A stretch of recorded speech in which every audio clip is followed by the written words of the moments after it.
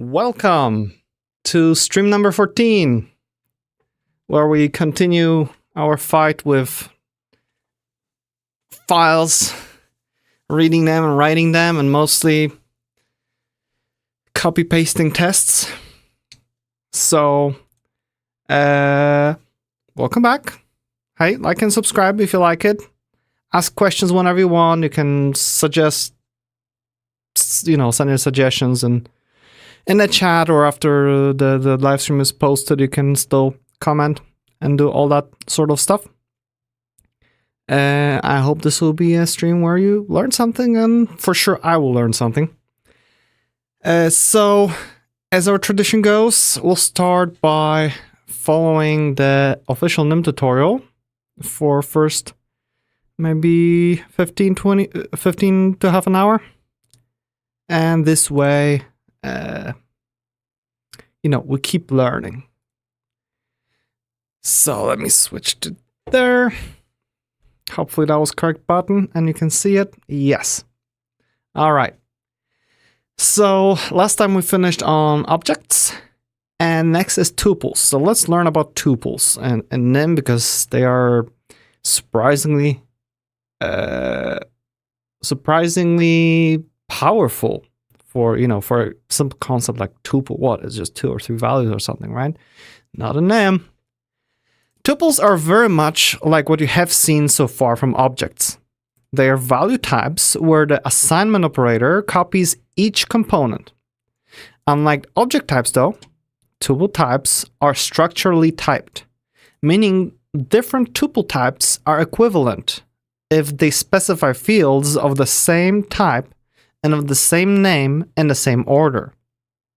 So we need to remember about the fields of the same type, with the same name, and with the same order. So that's pretty important. The constructor, the parentheses, can be used to construct tuples. The order of the fields in the constructor must match the order of the tuple's definition. But unlike objects, a name for the tuple type may not be used here. Okay, so my question is now, what if I have tuple that holds, integer and string? One has names and one doesn't have a name. Do they fit together?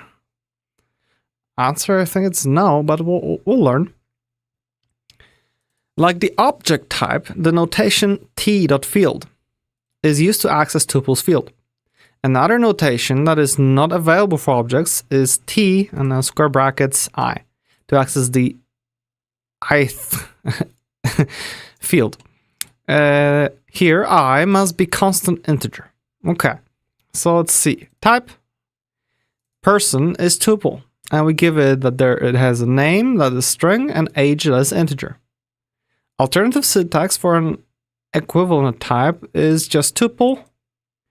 And we just, in the square brackets, we just define those 2 values, more like in, generic thing, or, I guess you can, just like you have when you define a sequence or an array or something, you can use those square brackets. Okay. An anonymous field syntax. Yes, that is also defining a type. And because we have those parentheses and types inside, that means that this is still a tuple. And those fields are anonymous because they don't have, names specified and whatnot. Okay. Okay. So then we create variables of all those: person, person X, and person Y. So person here is, we just create it with parentheses. We give it a name and we give it the age. And person X are equivalent, because person has name and age, and this one also has name and age, and both the same types. Okay, that's straightforward.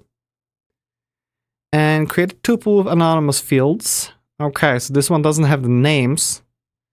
So person Y, Peter and 30.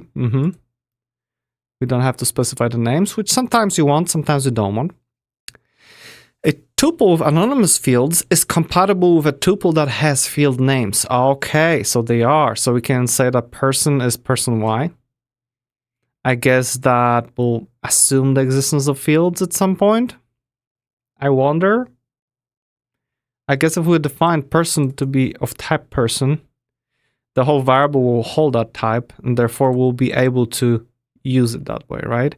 But for person y that was defined in this way, when using it, we won't be able to access, a dot name or whatever, because the person y still has the type, that variable still has that type attached to it, therefore only, the index can be used. I like that. It's simple, but allows for some flexibility. Okay. Usually used for short tuple initialization syntax. Person is this, okay? And echo person name is Peter. Oh yeah, we can also do the person. It still has name and everything. But because we know the order and the order matters, we can just skip the field names. I guess for a short tuple where it's, like obvious what the values are. Why bother? Why bother with all this, right? Your IDE should help you out with it anyway. If not now, maybe in 5 years. So yeah, we can use the get to those values, even though we set them without those fields. The type is still there, so we have those values. And this should still work. Okay, by indexes.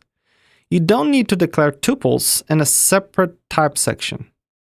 Okay, var building, and you just specify tuple here. Just like with an array, just like with stuff. I guess objects have to be in the type section after all. Okay.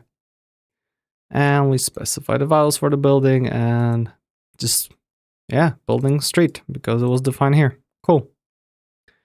And the following line does not compile. They are different tuples. Person equals building. Yeah, that there are, even though they have two values and the first one is string and the second one is integer, they have different names, so they won't work. Although we could probably attach a person y to this, so let's try it. Let's copy this little code and let's see if we can actually attach the person y to it. Let's go here, let's go to our quick fun. This looks a bit different. I changed the theme to Monokai Pro and used my favorite font, JetBrains Mono. So it's a little bit easier for me to read, and hopefully it will be still easy for you to follow the code. Hope it's all clear. Alrighty, so it was somewhere here, right? This line won't work. So if we uncomment it, it should be unhappy, right? Type mismatch. Got tuple, but this and that.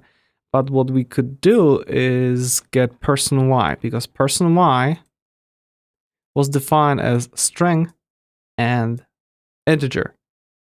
Just like this. So I should be able to do person y is building. And it works.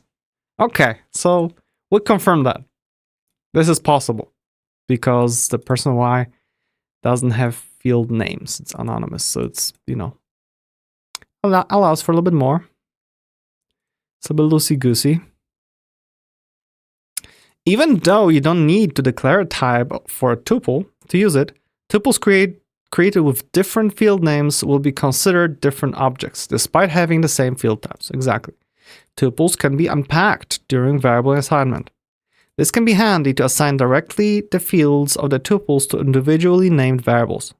An example of this is the split file proc from the OS module, which returns the directory, name, and extension of a path at the same all at the same time. For tuple unpacking to work, you must use parentheses around the values you want to assign the unpacking to. Otherwise, you will be assigning the same value to all the individual variables. For example, so we create a let variable. Path is this. And we basically, because this is let block, so we declare directory, name, and extension, and we have it wrapped in parentheses.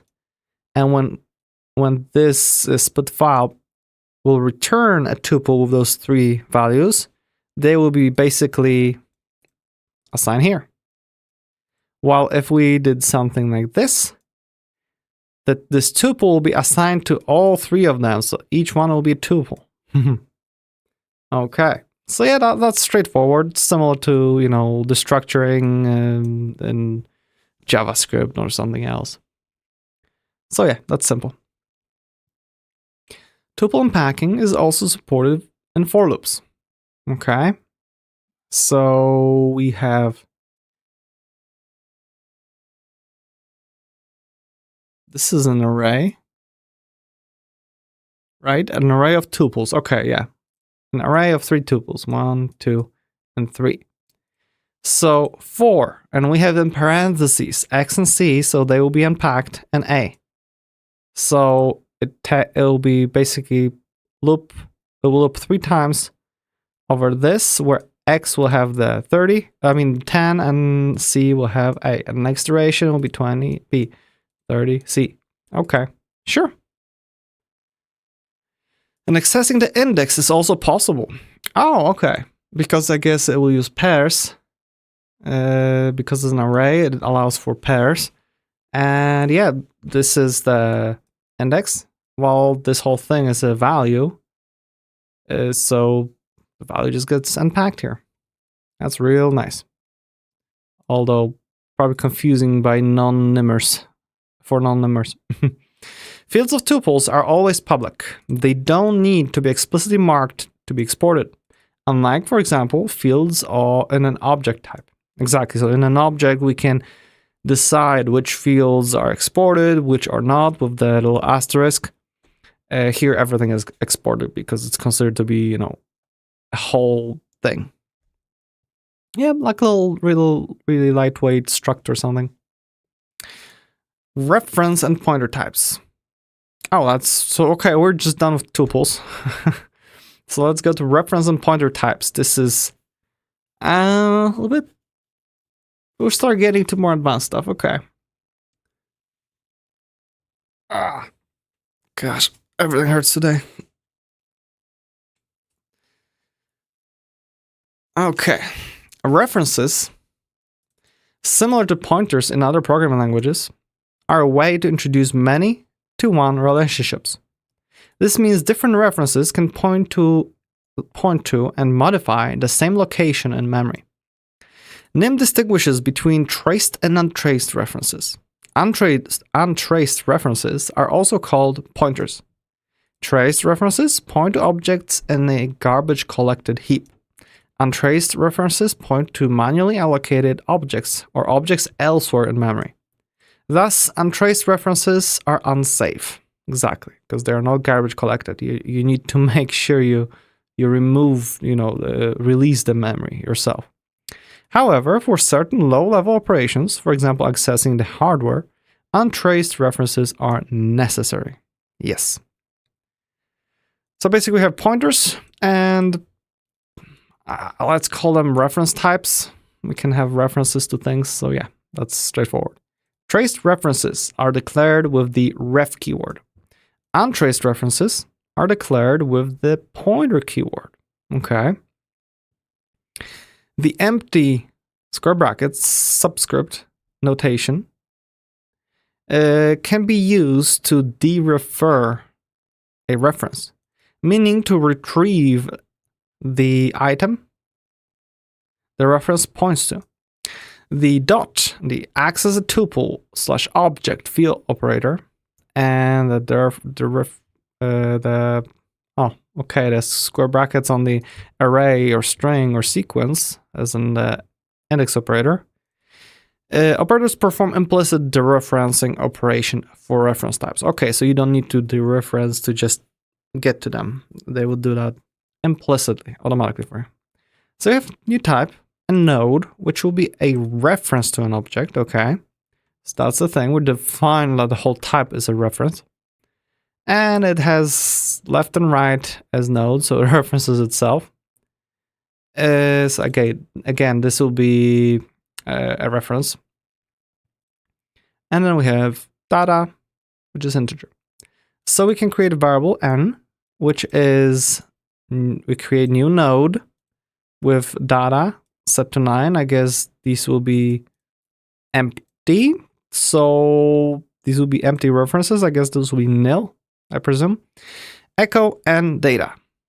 So we can just echo it, and we don't need to dereference it here because the dot already does that for us. So no need to write this thing and square brackets to dereference dot data.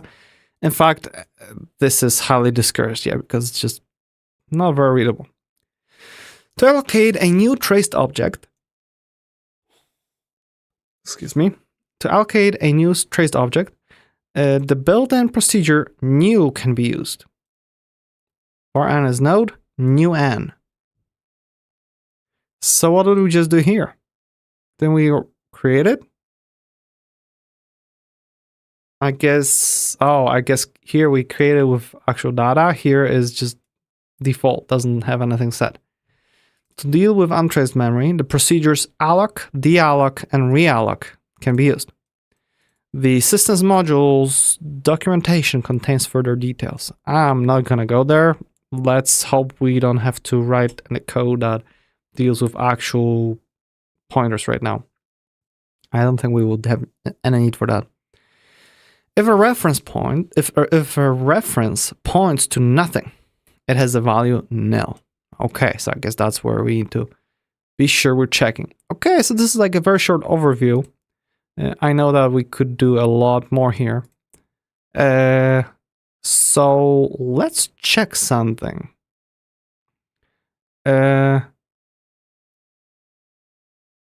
Let's copy it. I will try out a new thing I have with AI. I have ChatGPT open here. And I prepped it with basically the whole manual so that I can ask it questions. So let's do, please explain the difference between var n is node data, was it equals or something? Where was it? Oh, data is 9. Okay. And var n is new node, right? Let me just check that again because new n node is new n. Okay. Oh, new n.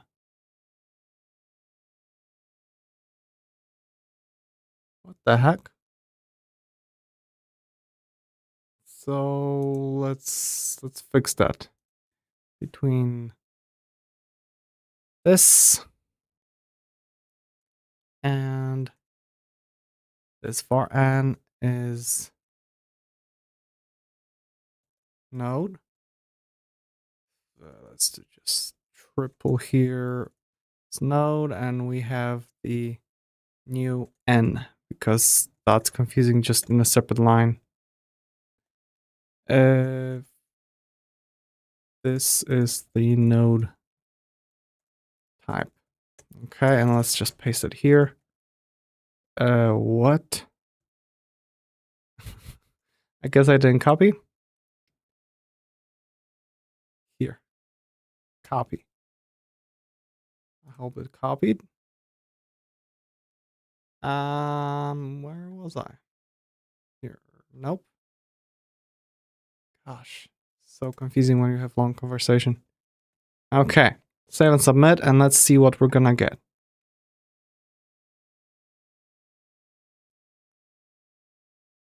Okay, the two code snippets you provided show different ways to initialize a variable of type node and nim, which is a reference type due to its ref object declaration. Here's a detailed explanation of each snippet. So the var n is node. This snippet directly initializes the variable n with new node object, setting its data field to 9. Here what happens. Object creation, the node constructor, this thing, is called to create new instance of node. This instance is automatically allocated on a heap because node is a ref object, okay? And then we have field initialization. The data field of the newly created node object is set to 9. Then the LE and RI, the left and right fields, are initialized to nil by default since no values are provided. Exactly, because if there is no reference set to a ref value, to a ref variable, it will just hold nil. And then assignment, the resulting ref node reference to the node object is assigned to the variable n. Okay. This is a more concise and often preferred way to create and initialize reference types in NIM when you immediately have values for some or all of the fields. Okay, snippet 2. So this is weird because we create a variable here.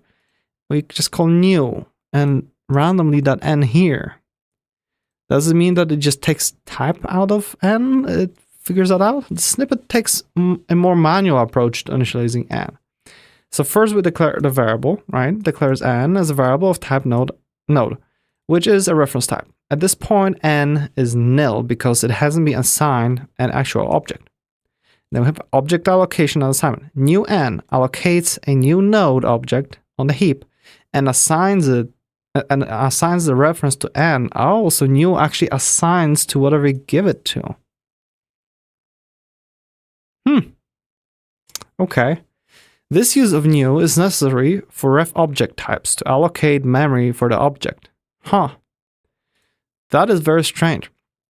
Field initialization. Like in the first snippet, yeah, they set to nil and data is not initialized, so it will be, what, empty or whatever. Okay, so basically that's the difference. What about... And let's give it a third example. Var n is node. All right, and n is new node. Can I do something like that?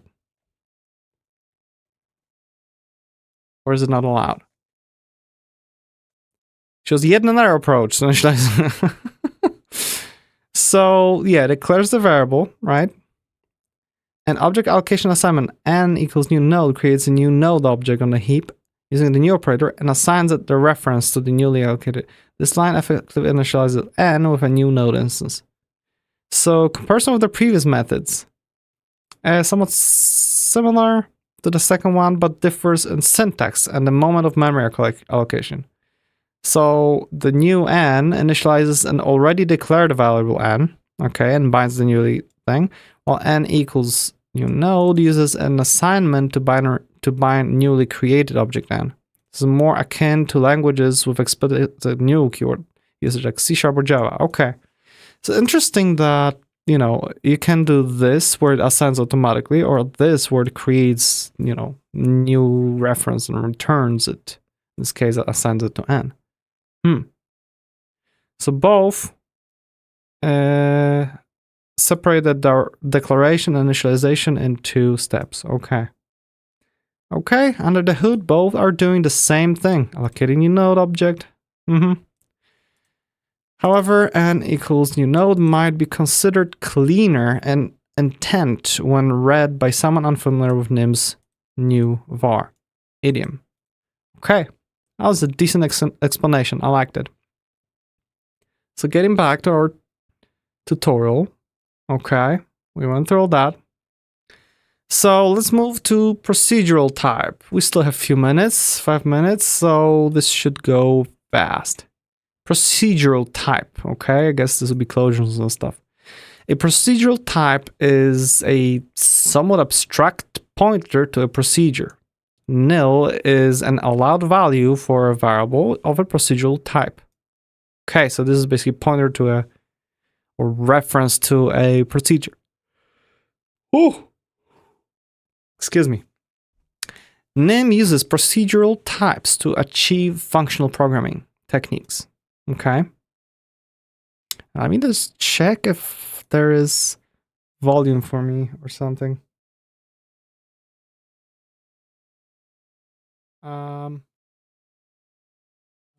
Yes. There is volume. Okay. Just making sure you can hear me.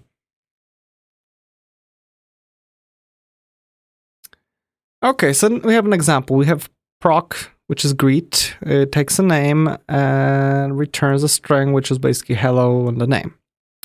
Then we have proc by, that does the same thing, just says goodbye. And then we have proc communicate.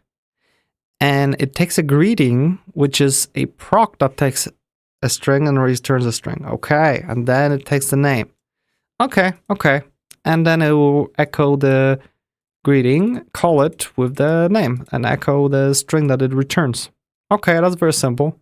So you can basically communicate, greet, and the name is John.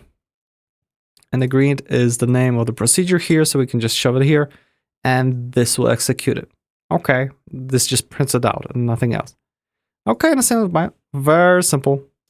A subtle issue with procedural types is that the calling convention of the procedure influences the type compatibility.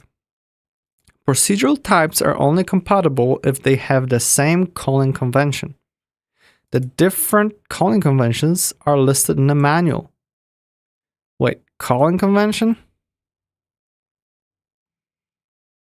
Oh, I recall skimming through something like that. Different calling conventions.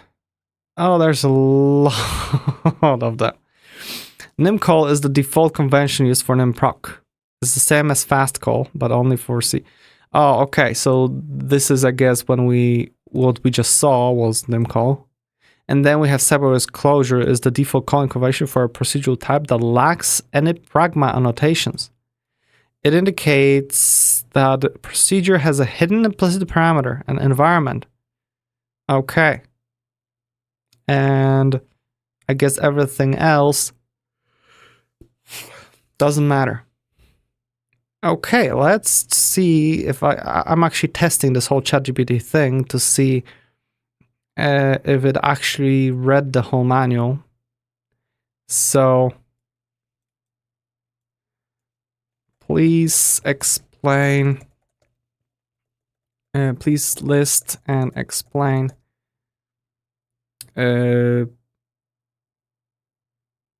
what is it called? The procedure, what's it called? Procedural type conventions. Okay, so they refer to them calling convention. Okay, please list and explain the calling conventions for procedural types.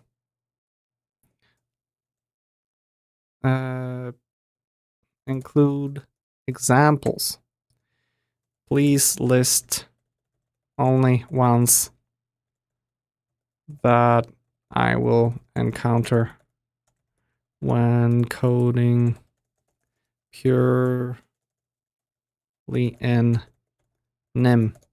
No FFI stuff. Okay? Because a bunch of the stuff on the list is just, oh, this is Windows when it does this. This is Linux when it does that. So, yeah. And then procedural types can be defined encapsulate procedures, allowing you to pass around procedures as values, okay?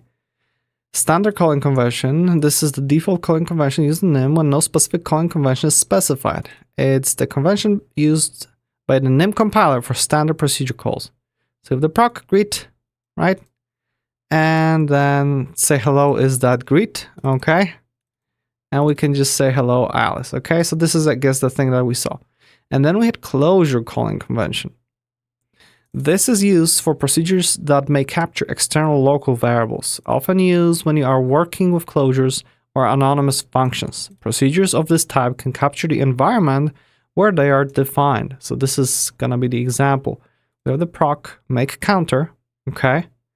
And it returns a proc, which returns an int. Okay, that's funny. And we mark it as a closure. Ah, that's probably where the difference is. And we do var count 0. We return that proc integer and it utilizes a count, see?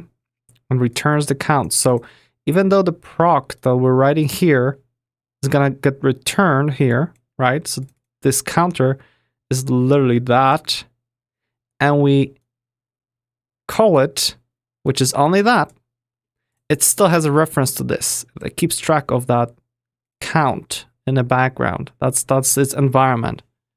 Okay, and then we have no side effect calling convention, used to ensure that the procedure does not produce any side effects, which means it does not modify any state outside its scope. And it doesn't use or affect global state. This is important for concurrent programming and optimization because it allows the compiler to make safer assumptions about the code. Okay, so we can just mark it, no side effects, no side effect, we saw that. And I guess it will just make sure that. Okay, inline calling, when you mark it as inline. Okay, so these are like conventions, huh? And how to use procedural types. Okay. Strange answer, but I'll call it correct. Correctish. Okay, let's finish off with a quick word about distinct types. We already went through them many times, but this is just one paragraph. Okay, a distinct type allows for the creation of a new type that does not imply a subtype relationship between it and its base type. You must explicitly define all behavior for this distinct type. To help with this, both the distinct type and its base type can cast from one type to another. An example I provided in the manual, and that's where we had this whole borrow thing or whatever that borrows, like fields or some other procs from the base type. Okay, cool. So next thing will be modules. How much we have left in this tutorial. We went through all this advanced types. We'll just have modules, which I recall is like this little thing. Yeah, so that will be next stream. And then we'll move to part 2, which is kind of fun. Okay, enough tutorials.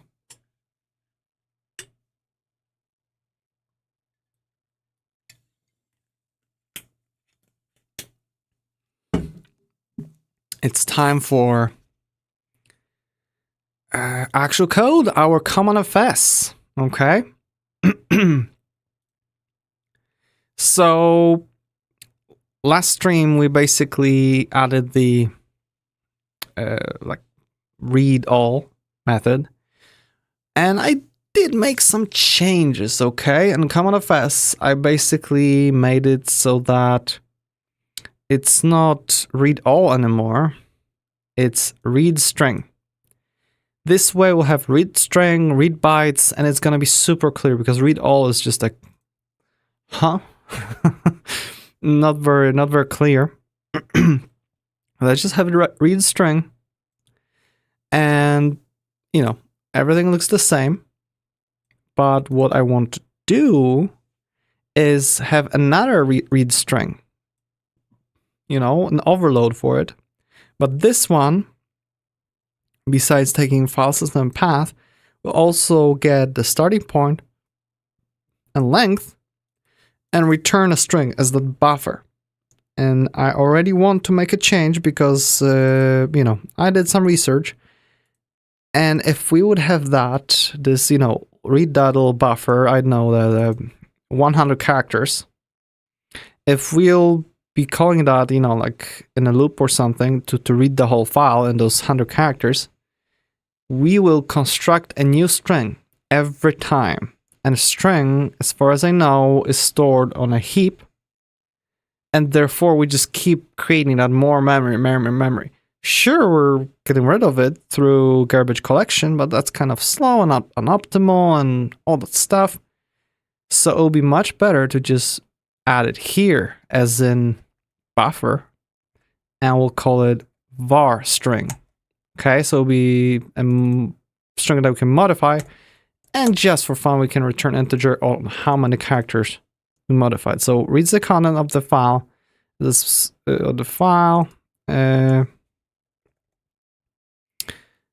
and into the provided buffer. returns the number of characters read. Okay, something as simple as that. And starting point, length, whatever. Because the buffer for a string, the strings can grow and shrink and all that, so we don't worry about that. We just want to have the buffer here, okay? So that'll be it, and I guess I need to put that buffer in the read string implementation as well. Comma here, and we return integer. There we go. And therefore we can shove the buffer here. Okay, there we go. So this is one variant to implement. And then we have defined the read bytes, just like the previous one where we read all the bytes. Okay. And then we have the second variant of read bytes, which has that buffer. In this case, as an open array of bytes, so it will accept an array and a sequence. And here we have the start, because in theory we could deduce the length of the buffer from whatever we're provided with. But that means that if we would give it an empty sequence, it would just refuse to work.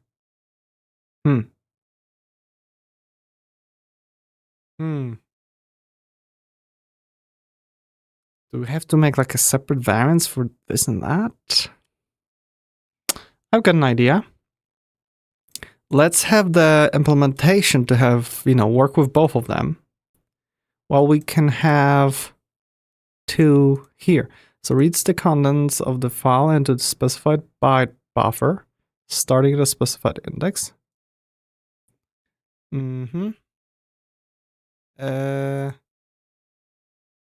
Returns, let's do a new line, returns the number of bytes read. I like it into the specified buffer.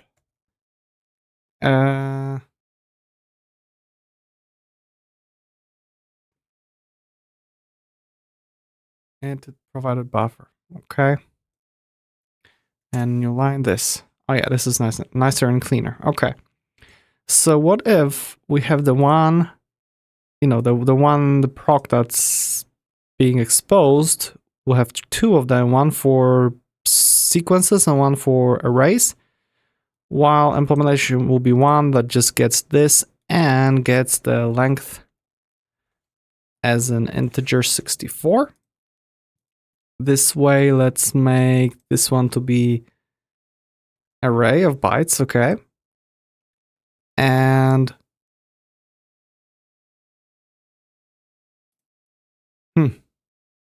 we need this here to be decided.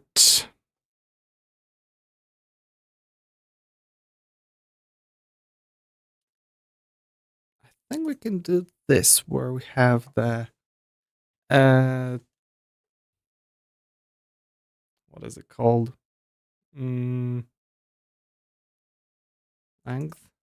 as a and 64, something like that, and we could say length byte. Still unhappy. Type description as a tuple field. What?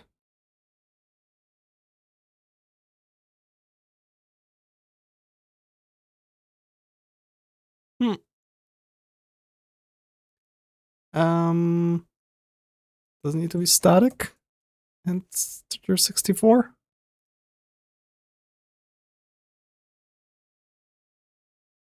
I guess I'm trying to do something too complicated.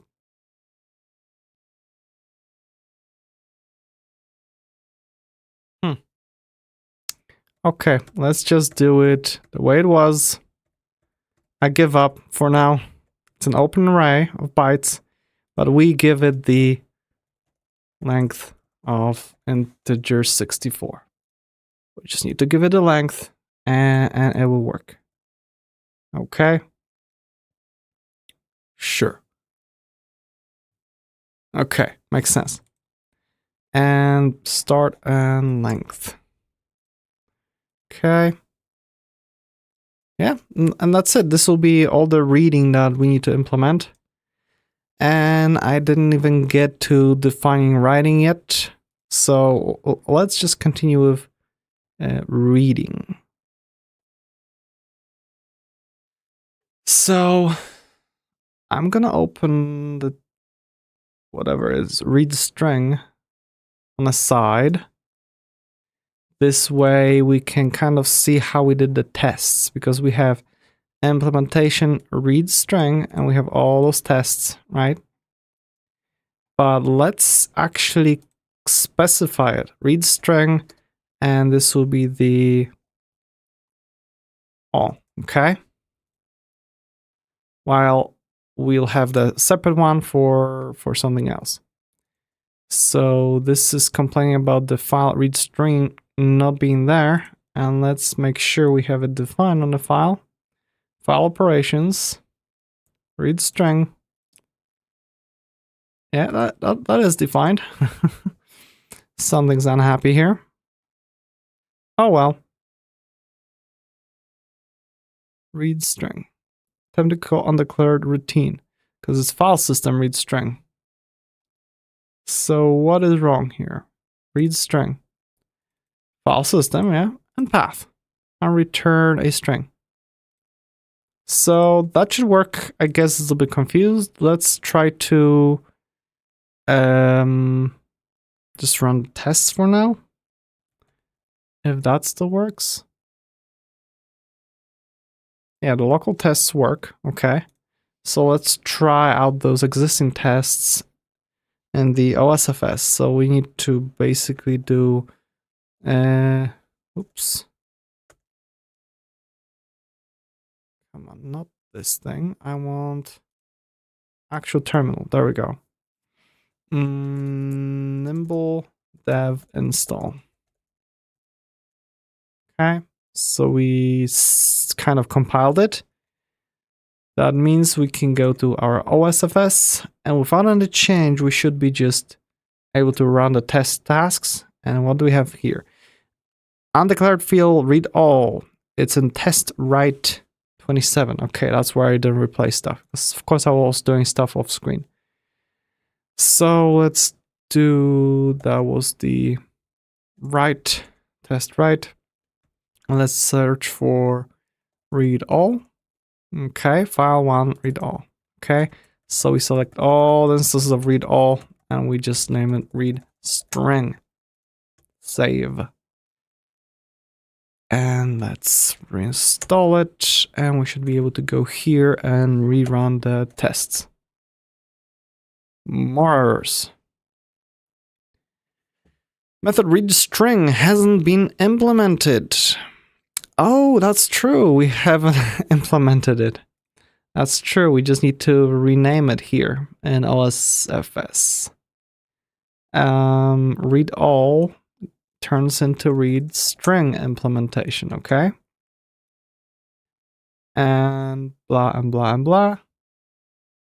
This isn't happy here, but it shouldn't be a problem. It should be exactly the same way it was. So let's try to run the test. Oh, now everything passed. Okay, so we're good. We're good. Things are working still. We'll just need to go back here and figure out how to write tests for the other one. Okay. So I thought maybe I'll use ChatGPT for that. So let's grab the existing one. Okay. So we have the existing one. Read string. Okay. So let's go to ChatGPT. And we're gonna edit that first request. Is it that?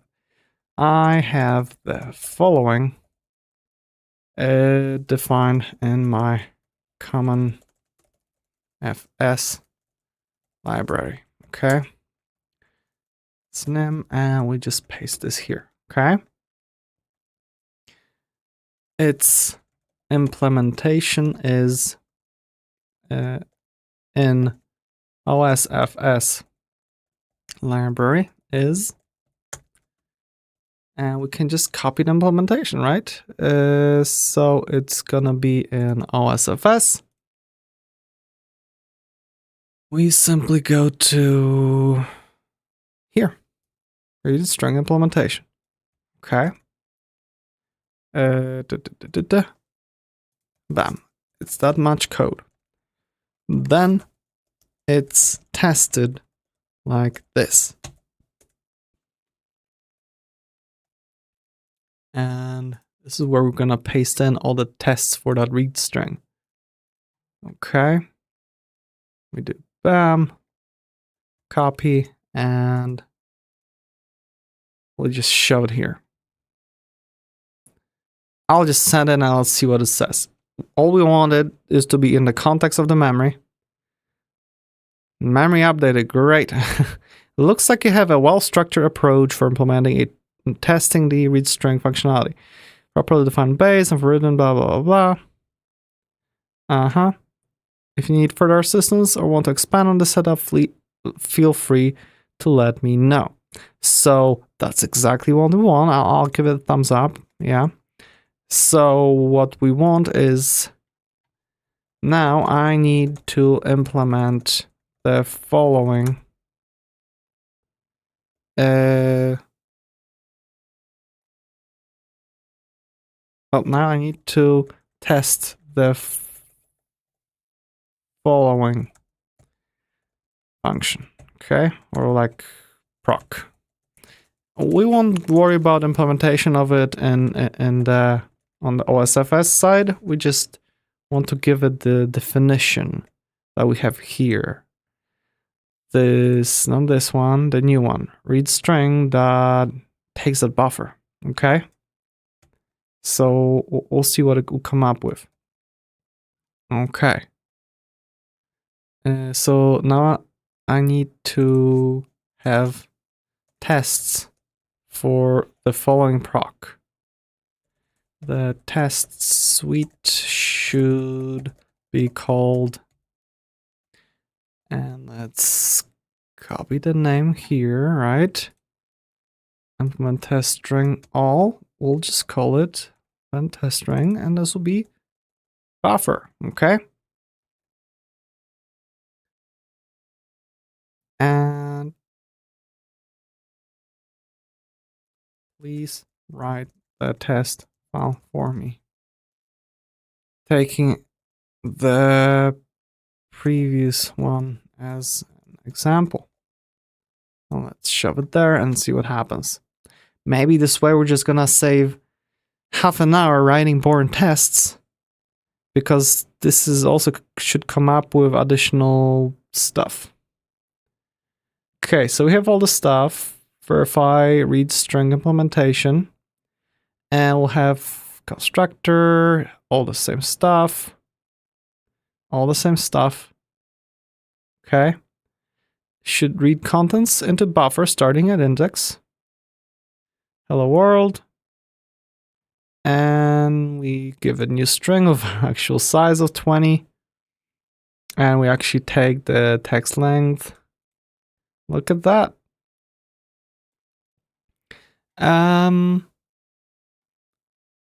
Let's copy it. Let's just do not this, just the suite. And let's look into it, okay? Because we can always ask it to tweak or add something that we want. So I would like it to still be inside the string name, because, you know, we're doing the read string. So we have the suite, and we should be able to just add this new suite here. Okay. So we have this here, the buffer. So all that is still the same. Read string buffer tests. So this should be read string all tests. Okay. Makes sense. Corrected things nicely for me. And where was I? Here. Okay. It's all the same, all the same. So we have the test should read contents into buffer starting at index. So we have relative path, buffer text file 1, and we have all this, and the text will be hello world. We write file, okay. Path, absolute string, text, it's all good. Then we define the buffer to be a string, so a new string with a length of 20, okay. So that makes sense, because remember, I don't know if we touched on that, but basically for arrays, not for arrays is obvious, but for sequences and strings, which are also a sequence, you can define something called capacity, which is basically the length that, how much memory is pre-allocated for that string, for example. Because remember, you can modify strings, you can add to them. So let's say that you create a string that has 10 characters, and you add it to it, and it's something like, oh, we don't have more room in this chunk of memory. NIM needs to basically allocate a new place, which will basically have double of that. So instead of 10, it will be room for 20 characters. And that will hold the previous string and that extra character. And as you keep adding characters, it will still be working until you go over that threshold of 20, which will be suddenly the whole string reallocated, moved somewhere else where it has 40 characters of place declared for it. So if we're going to pre-declare it here, like, hey, we should have 20, okay, it should just, even though it's empty, it already takes up, 20 characters of memory, of size and memory. So we can keep adding. In this case, our buffer should be limited to just that much. We take that text. What is text? Oh, that text length integer 64. What the heck? I would modify it, because if we want to, should read partial contents into the buffer. So if we require tests, it should be shorter. Okay. And repeat this one. What? I don't like it. Okay, I don't like those tests, but it'll get us somewhere. So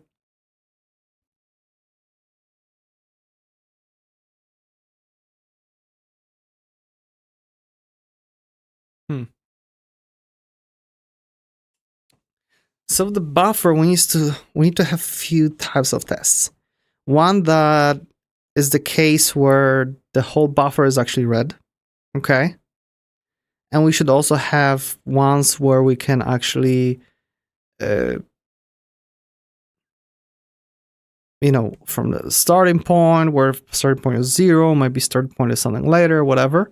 Then we should have another test for buffer, for reading, where the buffer won't be filled, where the buffer will be just, what would you call it? Where, let's say, the file itself is 5 character, while buffer is 100, so only the 5 characters will be loaded. And to make sure that, that we can read extra from the buffer or whatever, that we know that that's the length. And then we should have the same situation where, let's say, we read only partial because we're reading from some further point in the file, and therefore that buffer will be shorter. So that's like, we have already 4 different cases.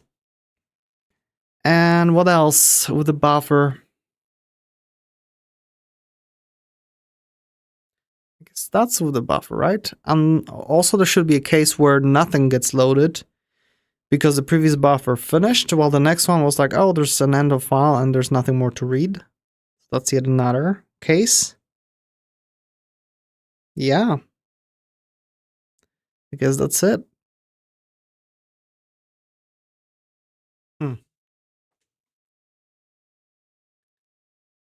Okay, so,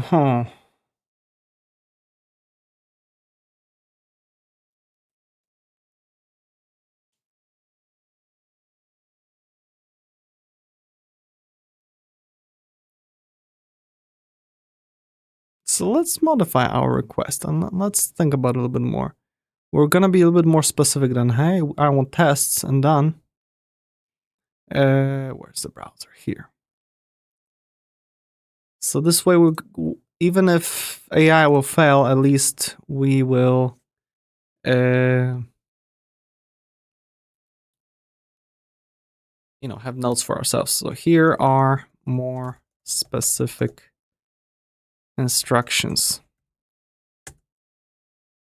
Things to test.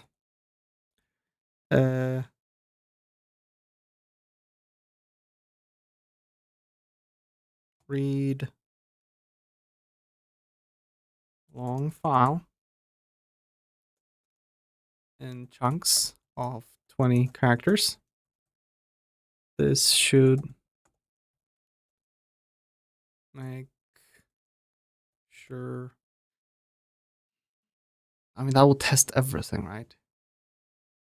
So maybe not. Let's not make a test that tests anything. So reading a buffer from starting point 0, where the whole buffer is filled with red data. Okay, then reading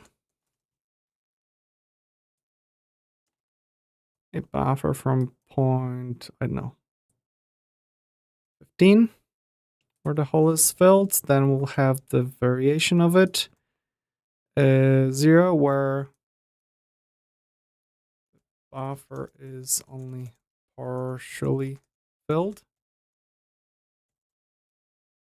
There was no more data. Okay. And the same thing here.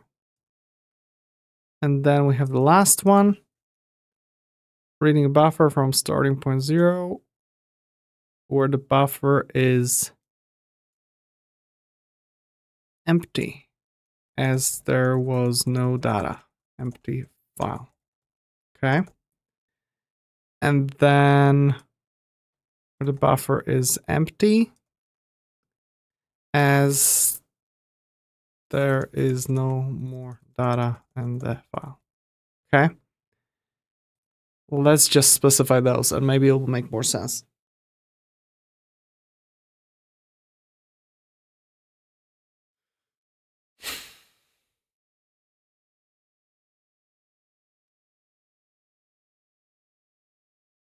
Okay, this stuff is standard. Should fill entire buffer from start position 0. Oh, that's better said than I did. Should fill entire buffer from position larger. Okay. Partial fill. Uh-huh. Okay. Cool. So let's start with that, okay? Let's copy those. This looks more like what we actually need. And these are nice and short tests, so let's look. Let's get rid of all those. The data here should handle reading XP and file length, should throw error if file doesn't exist. Yeah, and directory. We'll leave those two because we need them. So let's look. Should fill entire buffer from start position 0. So we have path is test directory path, which is the path, and we combine it with this dot path. So that's that. That's one error that the ChatGPT makes. But I remind you, ChatGPT that I'm using has the manual in memory. It doesn't have any knowledge about the standard library, so it kind of tried to figure out this whole dot path thing from its embedded memory and from the example I gave. So hello world, this is a test, and we write that file. Okay. We declared a buffer, which is a string, new string of cap. What's that? Is there something new string of cap? Let's check. Standard library. New string of cap.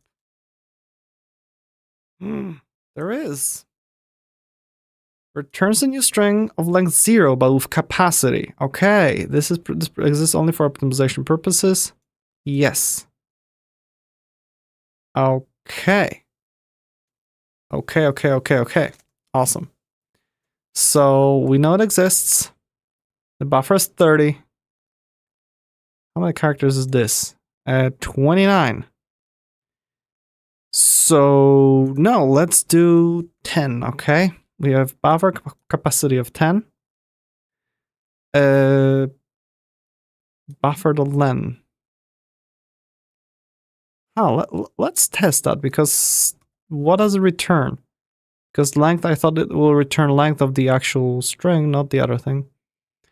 So where do we have our file? Quick fun, okay? Let's learn about those capacities and whatnot. So we declare the buffer, right? And let's do it just let, okay? Oh, well, let's keep it var. Echo buffer.len. And we do buffer.len, okay? And buffer. And cap exists too. So we can probably check those two. And let's try to run it. Error. The current field cap, so there's no cap. Dot capacity. There we go. So buffer length is 0 because there's just no data. It's just empty string, but it has capacity of 1. So what if I'm gonna do before all that? Buffer.add hi. Okay. Will it just add those 2 characters? So it will be length 2, what capacity is still 10?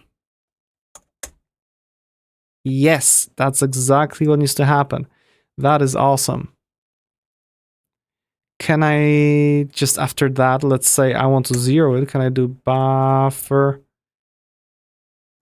There's capacity add, because what if I want to just change it to 0?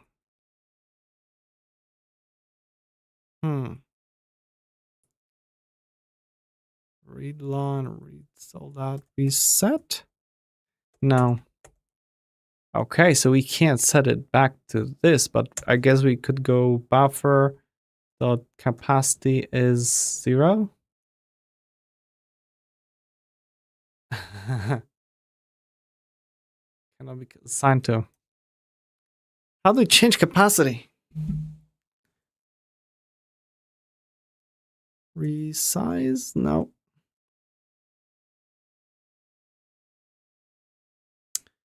I think I was searching for that, something like that previously. And I might have it here in the ChatGPT thing. Because I remember researching a little bit. Not this. Not this. This is all that we did already. Gosh, how about not scroll me back down?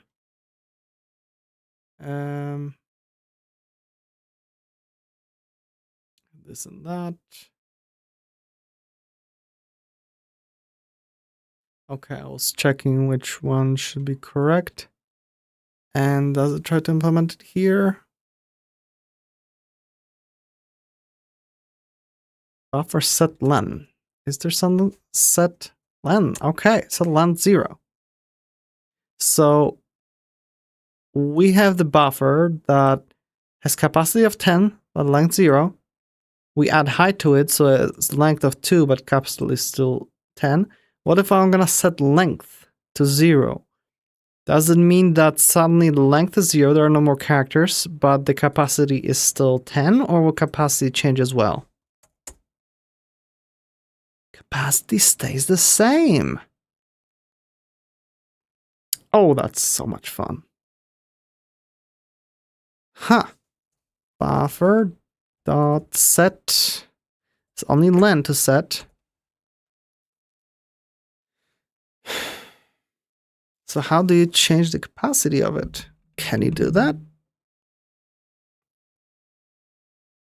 I guess we can. We can just change the length of data as stored, but in worst case scenario, it's going to be reallocated once, and then as we're reusing that buffer, we're only changing the length of data, not the capacity of it. So yeah, hell yeah. That is so good.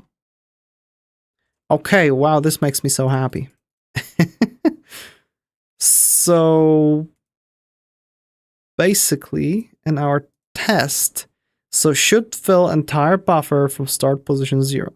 Okay? So instead of me just trying to calculate this, let's make it simple. Constant buffer length is, let's call it length is 10. Okay?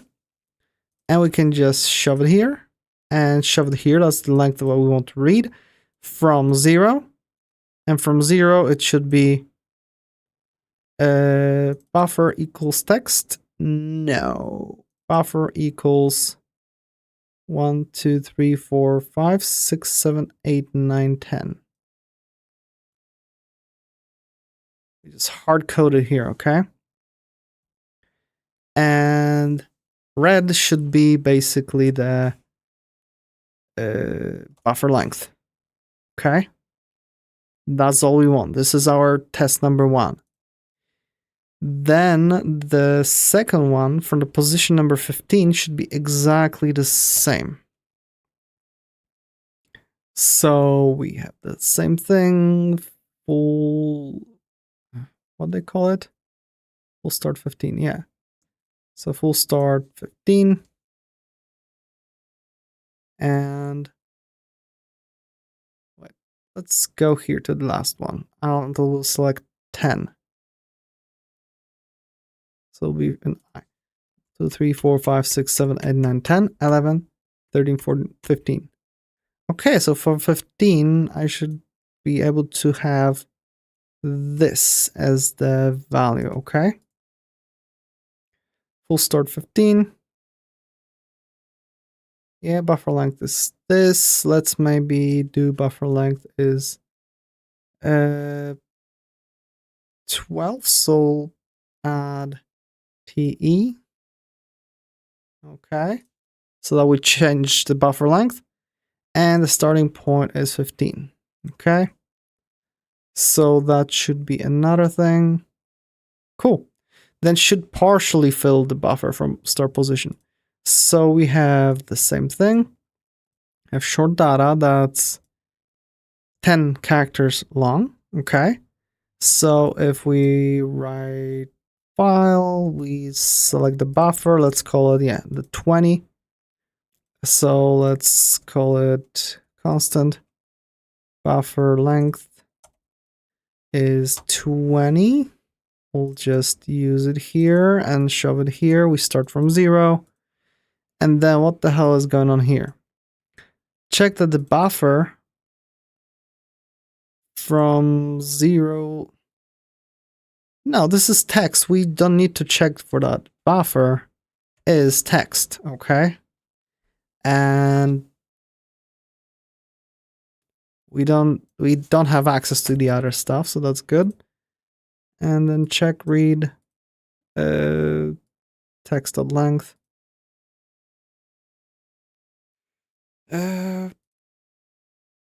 Sure, that's how many characters should be read, okay? That's what we should get back from the read string, okay? Cool. So I should be able to copy this thing and just place it here.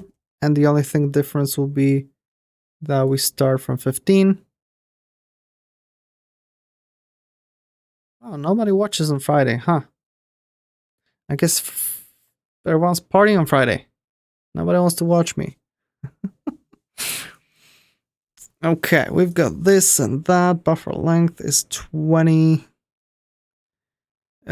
Sure. And when we start from 15, 15 was starting at this. So 20, only 14 will be left.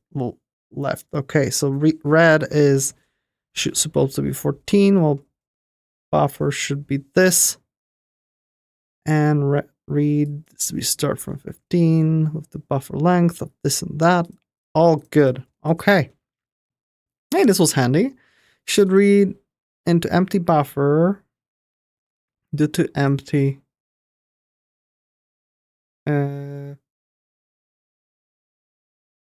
Should make buffer empty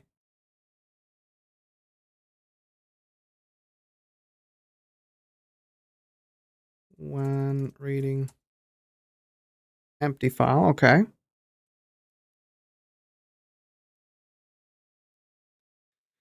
Okay, so we have empty file txt.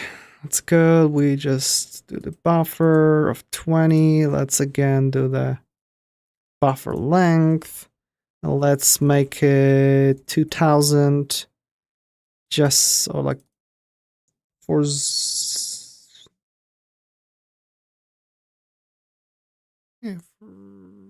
096. Why not? Something that, potentially could be used other than just little 20 things. And we just read it. We give it that we want to read that much from 0. And buffer should be empty. And red should be 0. Yeah, that's it. And then should make buffer empty when make buffer empty when no data left in file from start 15. Okay. So let's do from start. This is 10. Okay. So it'll be 0, 1, 2, 3, 4, 5, 6, 7, 8, 9, 10. So after 10 should be nothing. Okay. Write the file, and then we have the same kind of buffer, maybe a little bit smaller. 124. Okay. And we read it from 10, and the buffer should be 0. While red, should be empty string, while red should be 0 as well. So that's good. So that means we have also one more thing to try. Test should make buffer empty when reading start is past file end. Okay. So we can copy the whole thing, paste it here. So we do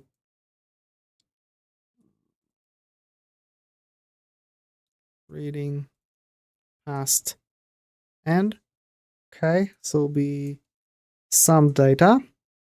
We'll just write this to a file. We'll give it the buffer length of, 512. Why not? Okay, we create the buffer and we read, but we read like from the character 1000. There are only 9 characters. While we start from the 1000, try to read it. Shouldn't error out, okay? So it should just return 0 because, why error out? You might want to check if there's some data there. So there's no data. This is already good enough info telling you that there's no data, okay? Instead of throwing an exception for no reason. If we're not throwing an exception, it'll be easier to use the library, okay? And then we have should throw error. So we just do stuff here when we try to do it, and throw error if file does not exist. Okay. And I don't think we need to test that, should resize the buffer or whatnot. Although no.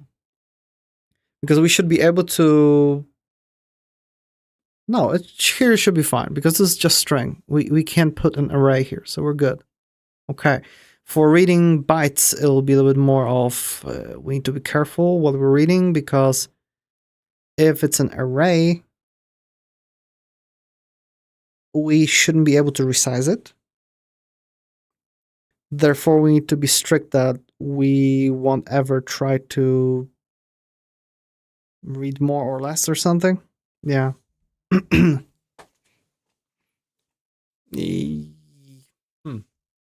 Yeah, if we'll give it a buffer that is shorter than what we're capable to hold, huh? Okay, how interesting.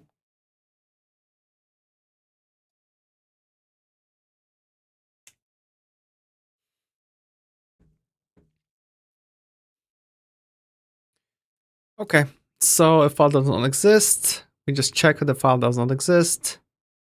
And when we try to read it, we just, it's like, nope. And let's call it constant buffer length is 20. We just put it here and here. Oh, why do I do buffer? Buffer. Yeah.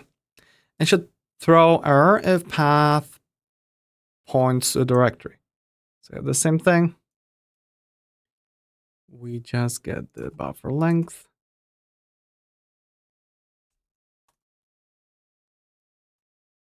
And we just make sure that it's being used here. Okay. Good. So given this thing, we should try to implement it and yeah, and see what happens. So let's do, what was it? Not this, nimble dev install. There we go. We updated CommonFS and we can go to our OSFS and we can try to implement it, although we need the actual shape of it. So this is the method we need to override. So it will be read string implementation.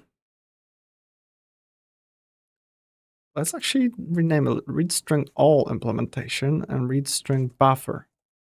This would be a little bit more clear to whoever implements it, right? So read string all, because the end user won't see it, and buffer here. Okay, that's better. Let's reinstall it.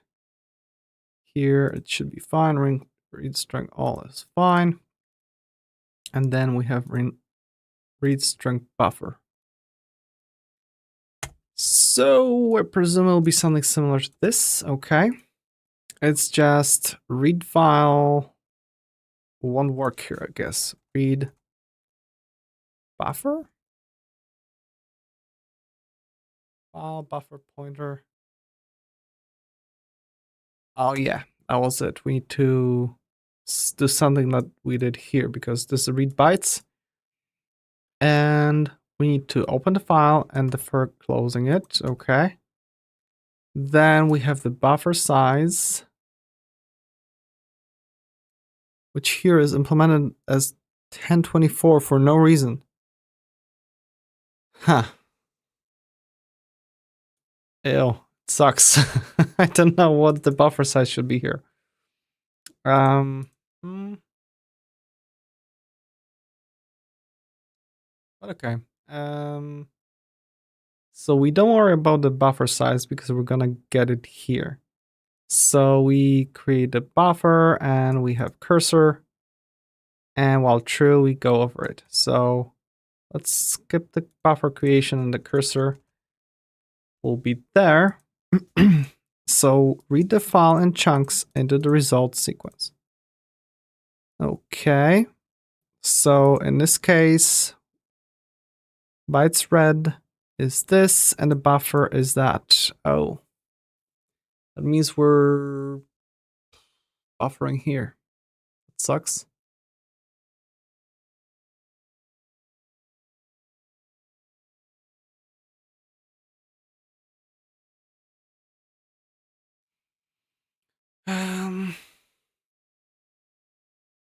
Read bytes.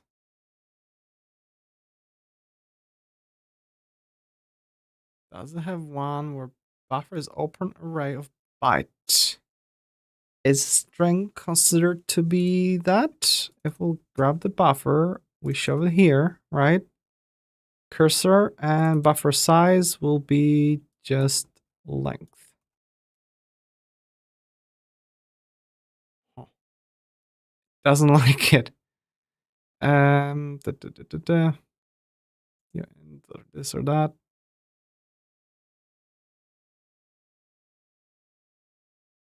And then result is add. We don't want the result. We want to basically, this should override it, right? And we don't care about that. And if buffer rights is not buffer size, we finish it. So this will be length. If not, we increase the cursor. So we go over that. We're looping normally, so that's good. Into the provided buffer. Okay. And at the end, we need to return byte spread.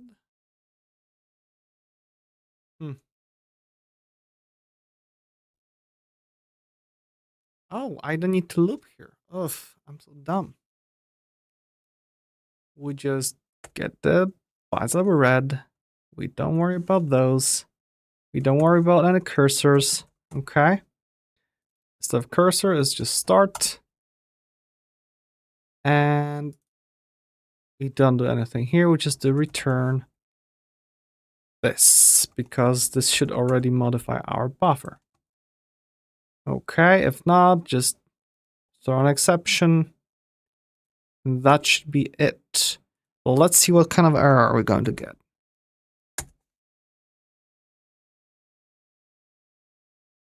Fail of exit code 1. Okay. Test read string nym 106. Let's see. CommonFS 106. Oh, what the hell? I still have this thing. Okay, I see. That's that. And we need to fix that everywhere.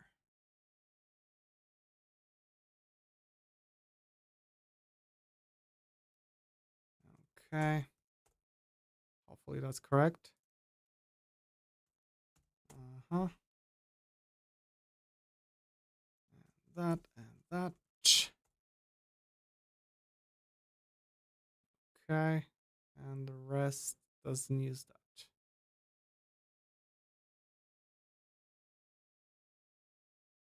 Create directory. FS, that create directory, right?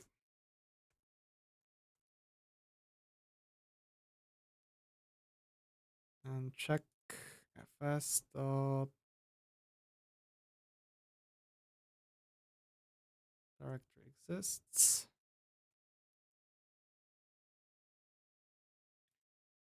That directory is this, and then we do directory dot exists.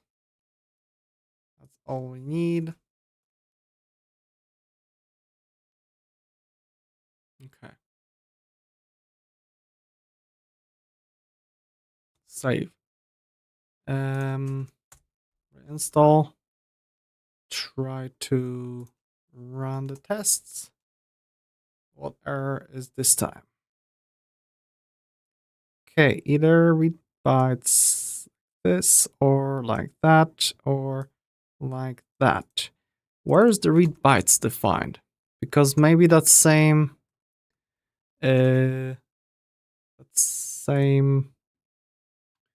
read bytes. Maybe there's some similar thing with string where we just get a part of it. Oh, we need to scroll up. Come on, there's no read bytes here. Oh, read bytes. That's the one. Sync IO. Read characters. Okay, that's better. Is there read string?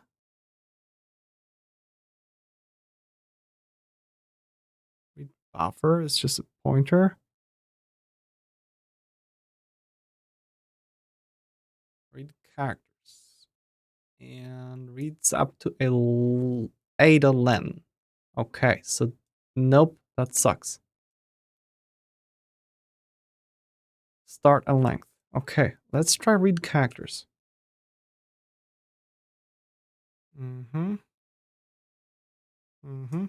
So maybe that will work. We declare it. Read string will be buffer of this and that, and therefore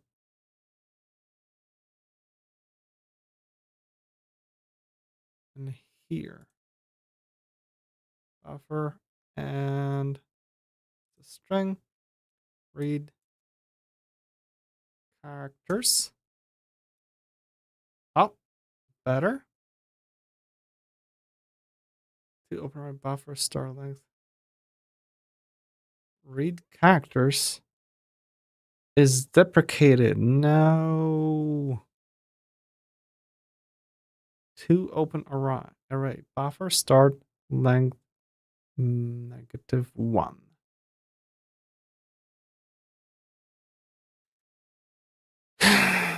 But that means that's not a buffer anymore.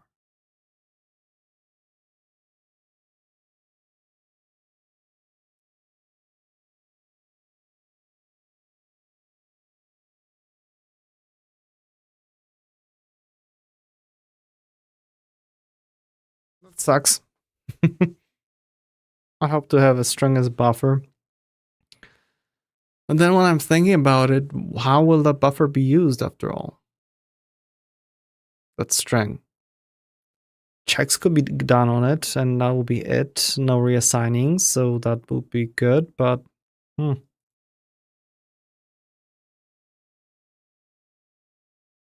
Read characters. To open array. Buffer start length.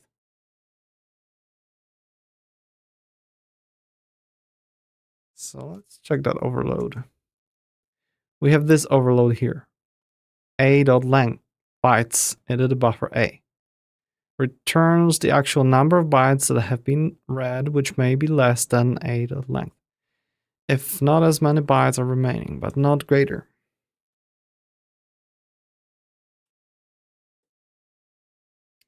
I don't like that there's so much trouble to make just this function.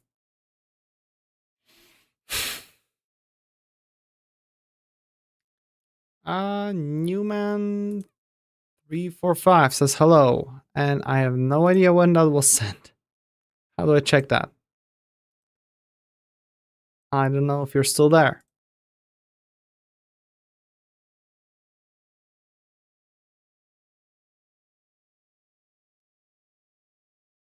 $11:25, so 5 minutes ago. Maybe you're still watching. Hello to you too. Or like I should probably wave to the camera, not to my monitor.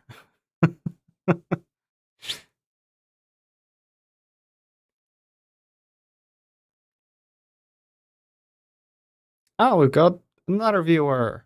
Taras Mazepa says waves, so I wave to you too. I'll be waving a lot. Only a third hand just for waving. Okay. So I'm still pissed off about not being able to read into string.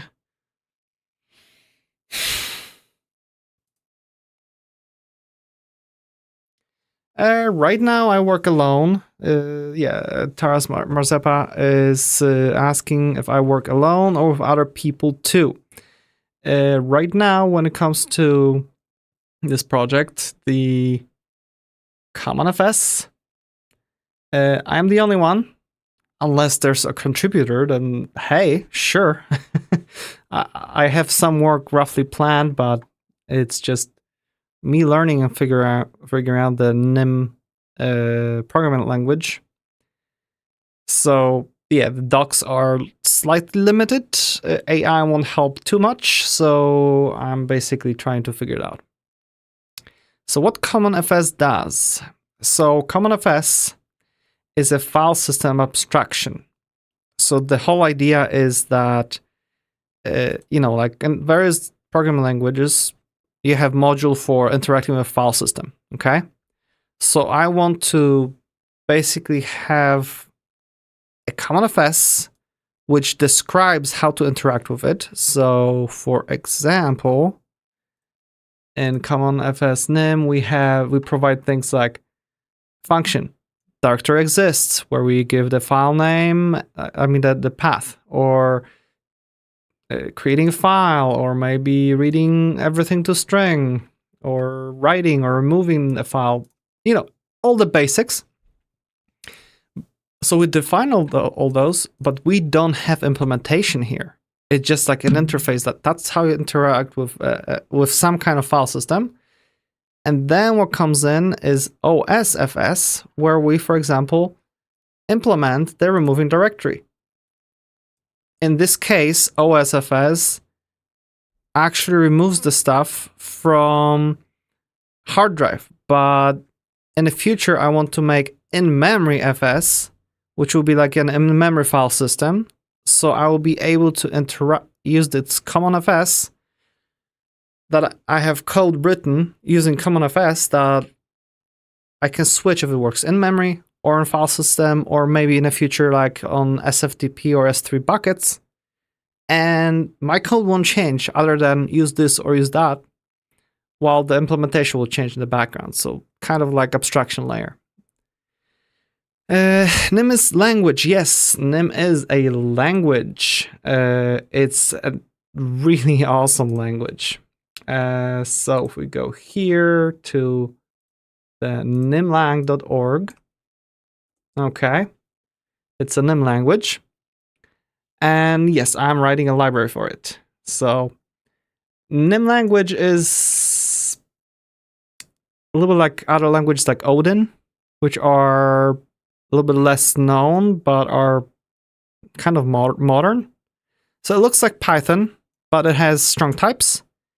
And you can do crazy stuff with templates and some other things. Like, you have iterators, you can create macros that will take your string and during compilation chop it up and make a nice array for lookups that works when your program runs. Yeah, it's crazy stuff.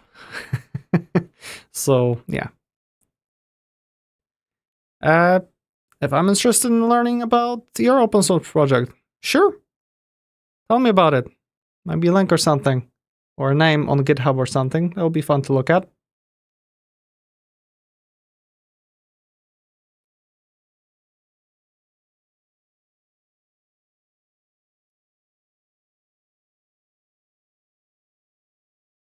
Okay, Taras Marzepa stacks. So let's go to the browser and let's do github.com. And we can probably do stacks. Okay. Tool which will help you bit by bit with day-to-day stacks, like Git workflow. Make it easier to create smaller PRs and reduce the amount of energy other people need to review them. To use stacks, you need to install Dart in your system, okay. Afterwards, clone this repo. Okay. And there's plan for v2. Okay, so stacks help. We can create a commit, to on commit name and branch name. Okay. And we have the result, which creates that. Okay. It adds all the files to the staging. Okay, so basically a bunch of shortcuts, and you can amend current commit and force pushes branch. So yeah, because this seems like, a commit, you instantly create a branch, and you can amend it to have it, fixed in place. So this is okay, but I guess you can keep committing to it, right? Yeah. Okay, so it's like nice helper for dealing with Git. I like it. It's a cool idea.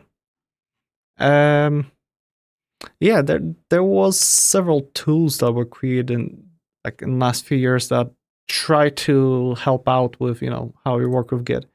In my case, I work with Git a little bit different way. I'll just go to the terminal, Git Kraken, and I just use a GUI. So I just, click new branch, name it, push it. And in my case, I would probably never use something like commit all the files that I have in whatever. I guess in staging, yeah. Or wait, what was it that you had?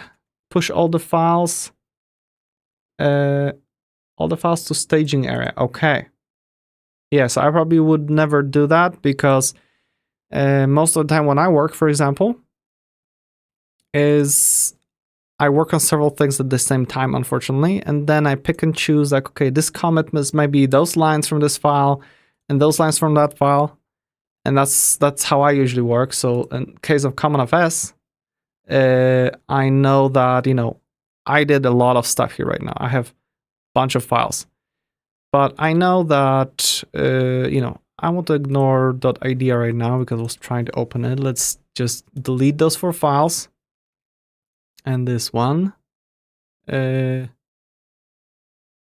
a second. And then, in my case, I know that in CommonFS, I did a lot of changes, right? That was a GitHub page for PR creation. Okay. So that I can see. So you can also add that -PR that opens the PR.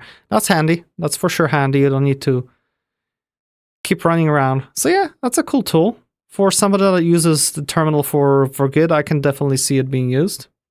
Sure, we'll give you a star. There you go. You have 5 stars already. That's not bad. That's cool.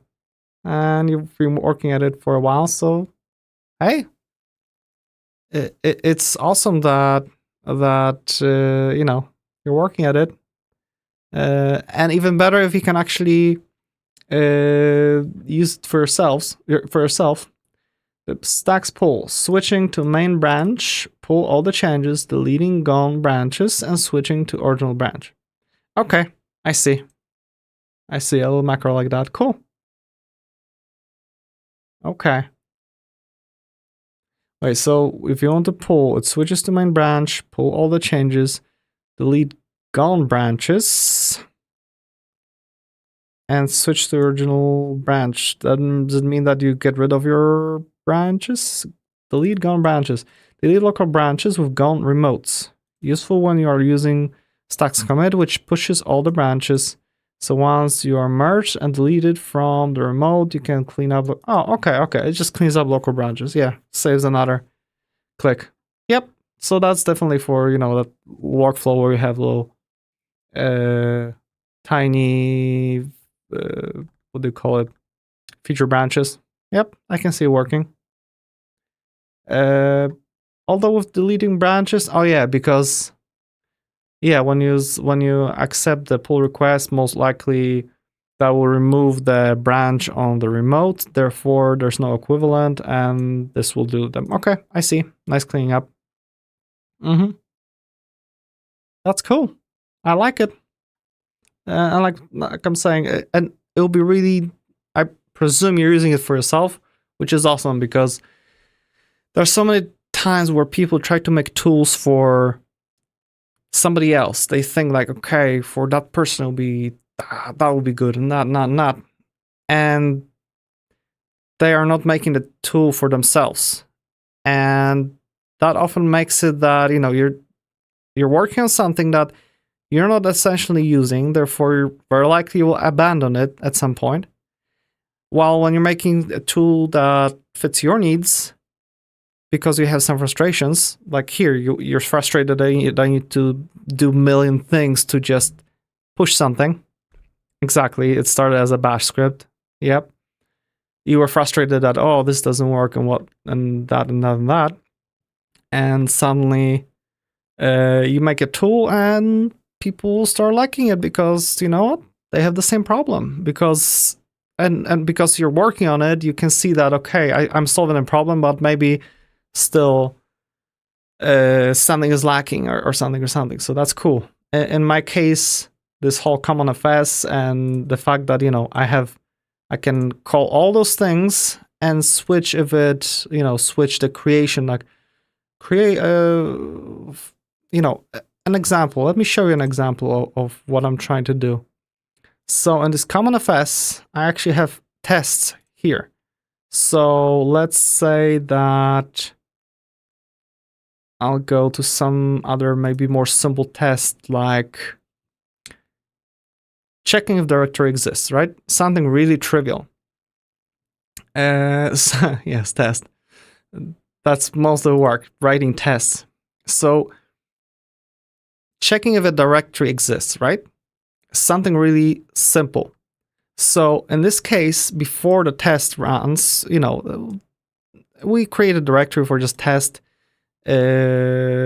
whatever. And this actually shouldn't be here, so I'll need to fix something because I'm seeing that this shouldn't exist here. So what is happening is that you basically need an instance of a file system. It's this type that holds all the things we can do with a file system. And you create it by calling some constructor. In case of OSFS, which is operating system file system, it's an OSFS type that basically inherits from the file system. And we just call new OSFS, okay? And that will create that instance of the file system that implements, working with the actual physical file system on a computer. And then when you have that file system, you can do literally file system, create directory, this and that. And you can do file system, directory exists, and you can give it a path. It will check if that directory exists. So here you have already a way of creating a directory with that file system. It actually returns an instance of a directory, so you can just do directory.exist to check if it exists, or check any arbitrary directory. And it will return what you expect. That, this here, check if there exists. If it exists, it should return true. If it would turn false for non-existing, okay? All that stuff is defined here. But when you create the file system, in this case, I was showing that you could call the new OSFS. That will create an operating system file system. But there's nothing stopping somebody from taking that CommonFS and writing their own implementation of those specific methods, like create file implementation that takes the file system and a path and returns a file. Or some of those simple methods. And then when using it, the only thing I would need to do is, instead of calling new OSFS, I would call new, S3 file system, because that's from the library. And suddenly my code that creates a directory, check if directory exists, or reads a file or something, will suddenly magically work without any changes with S3 buckets or with SFTP or maybe in memory. I'm making this library because I will be writing a piece of software that manages files. It will be like a database for files with an API that allows you to, let's say 15 different applications to get files, remove them, move them, check data and whatever. And because of its complexity, I will have to have million tests for all the operations. But the thing is that if I will want to run those tests every time I'm making changes and whatever, as I'm developing, this is going to start being really, really slow. And even with SSD, it will start wearing it out because it just creates changes, just millions of operations on files. So I want to have an in-memory file system. So for tests, it will run them in memory, while when the application is running, it will run exactly the same code, but for the real file system. And it won't stop me in the future for making, my application can also kind of manage files in, in remote directories through, Samba on Windows or something. And I shouldn't need to change anything in my application as long as it's using CommonFS. I just need to write, implementation of the CommonFS, which should be relatively simple. So that's the whole idea.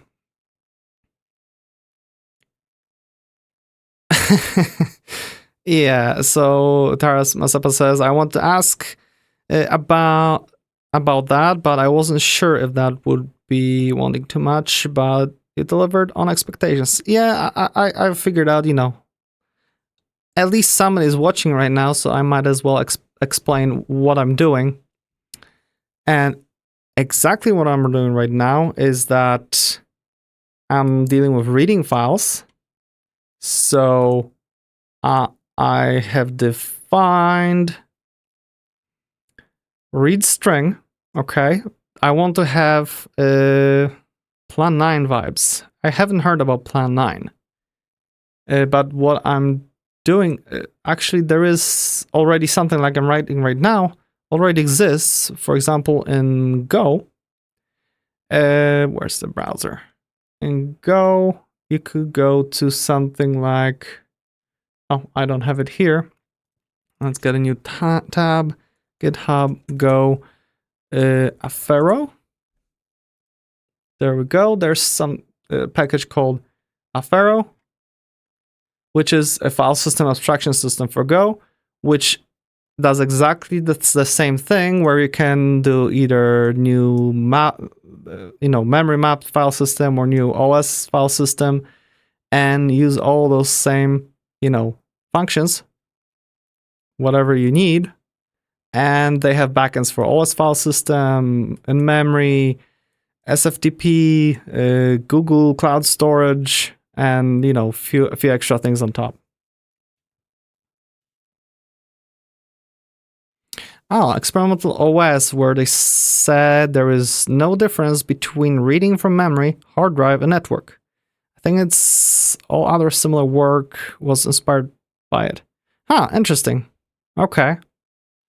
I see. I heard about some different operating system being created that I think started by them wanting to make their own browser, and then they started making a whole operating system, whatever. Maybe that's it.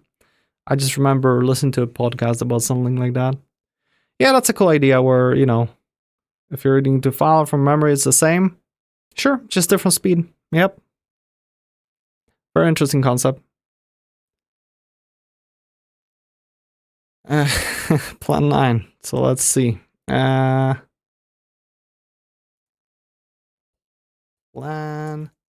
9 operating system.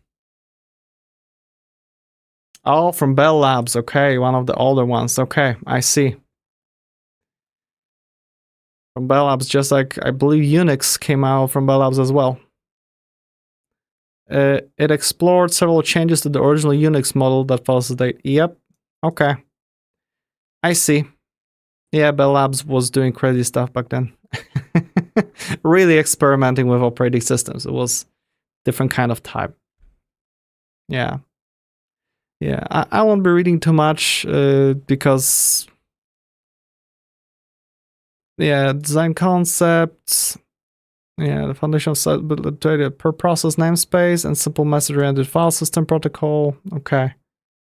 All programs which provide services called P compared to other systems. This reduces the number of custom programming interfaces. Yes. It's generic medium agnostic byte-oriented protocol that provides for messages delivered between the server and client. Okay. I see. Very interesting concept. Wonder how much it would impact how you're writing software. Don't know. This page grew. Yeah, it's a long page, and I read real slow. I'm not a native speaker, and even in my own language, I'm pretty slow. So it will take probably half an hour. But I need to get back to my problem because I'm trying to define the read string. I have one that you give it the file system instance and a path, and will read everything as a string, the whole file. But I want to have one where beyond just the path, I give it like a string as a buffer, and where in file to start reading from and how much to read. And it should read that little chunk into string as a buffer. But turns out I can't find a decent way to load that data. To load that data from the hard drive using NIM standard library, because I have this read string buffer implementation, and I will go to where I'm trying to write it, which is, wait, what's going on here? I started changing things up or something? No, I don't know. The highlighting just shows errors everywhere. Okay, so Taras Mazepa says, everything is a file is an idea that Unix and its derivatives handle input-output to and from resources such as documents, hard drives, modems, keyboards, printers, and even some inter-process and network communication as simple streams of bytes exposed through the file system namespace. Yep. Exceptions include semaphores, processes, and threads. Okay. Yeah, that will be like too many changes. Yeah, they took it to extreme. I see. I can see that being done.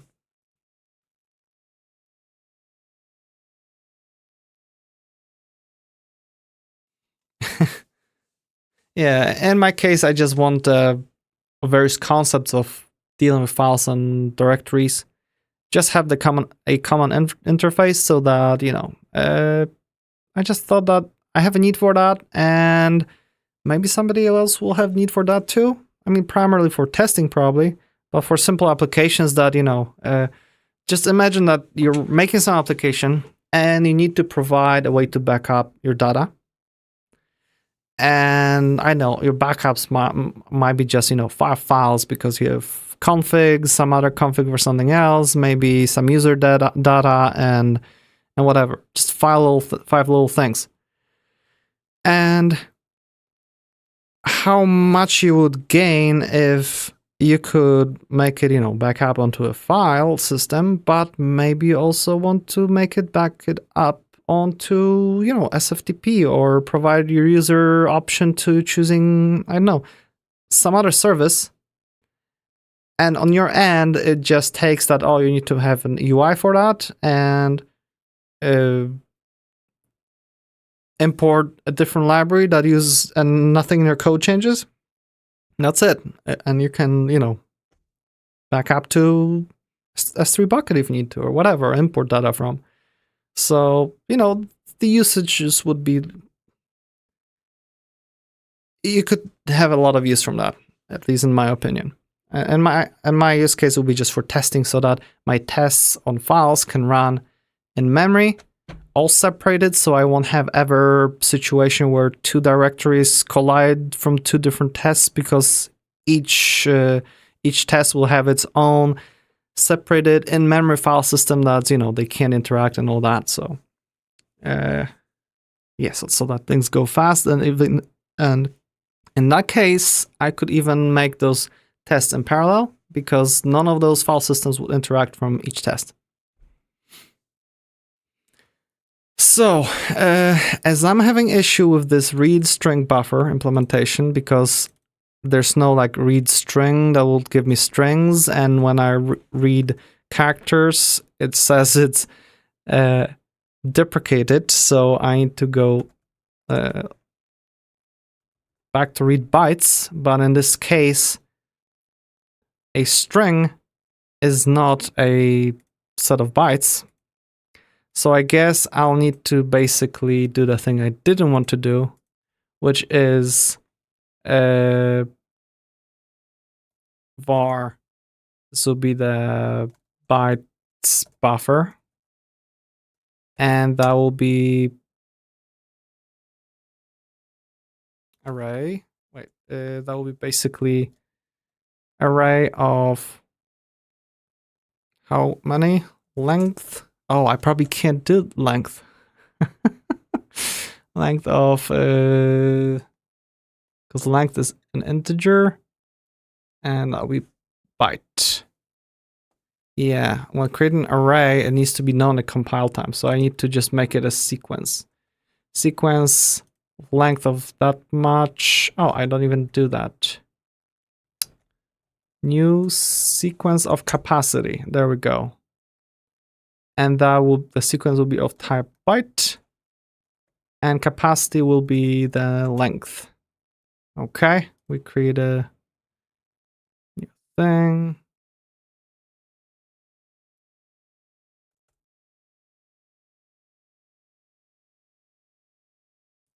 Type, but oh, geez, equals, and this byte.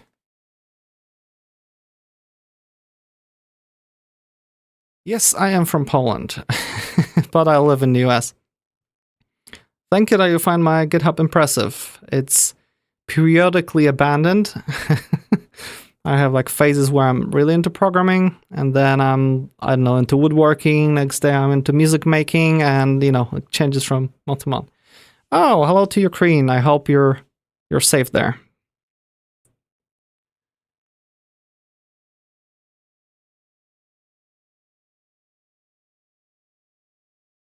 Byte buffer is declared but not used. Okay. So we declared a buffer of bytes, and unfortunately a new one. And we just provide it here. Okay, that'll read to it, and this will be basically let bytes read. Okay, and then we need to modify the string to have the bytes written to it. So we can do the buffer set length to 0. Taras Marzupa says that she actually don't know, spent 3 years in Poland, and now I'm in California. Hey, I guess we both ended up in the US. Yeah, in my case, it's Georgia, so not as nice weather. Okay, buffer set length is 0, so we start by setting the length of the buffer to 0, and then we can just add those characters, I guess. This is totally not optimized, but I don't care right now. In the future, I can optimize it. Right now, it just needs to work. So for character, or like for C and or like for byte in what is it? Bytes buffer. No, I need to actually for I and from 0 to less than bytes read, because we don't know how many bytes were read. I basically need to do buffer, which is the string I equals, and we basically create character out of what is it? Bytes buffer I. Okay, just convert this to that, and after that we can just return bytes read.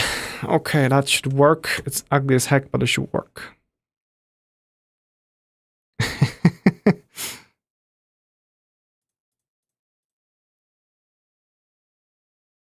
Okay, that should work, hopefully. What's gonna happen if I'm gonna try to run the tests? Failed! OSFS 59. Here. Oh, because we don't need that in the implementation. Save, run again. Okay, execution of should override instead of appending. Where's an exception? A lot of them. Okay, okay. Should fill entire buffer from started position 0. And method read string hasn't been implemented.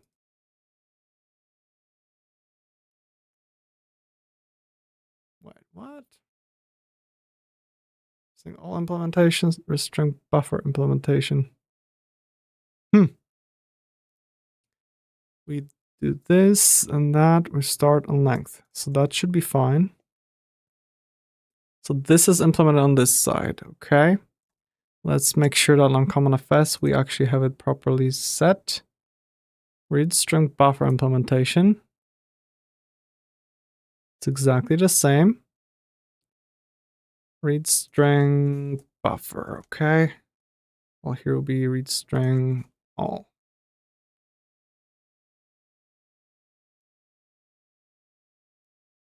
I guess maybe I haven't compiled this. And then we'll dev install. We go back here, try to rerun the tests. Nope. Read string buffer hasn't been implemented. How is it possible? I have it here. Oh, no. It's not this. Oh, OSFS. That's what it is. I need to target that. Duh.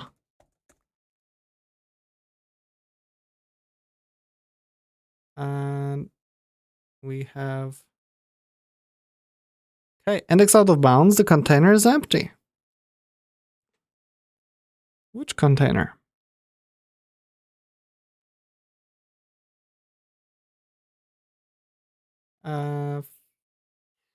Does it point where? Read string buffer implementation, line 65. Because container is empty, but it should be not empty.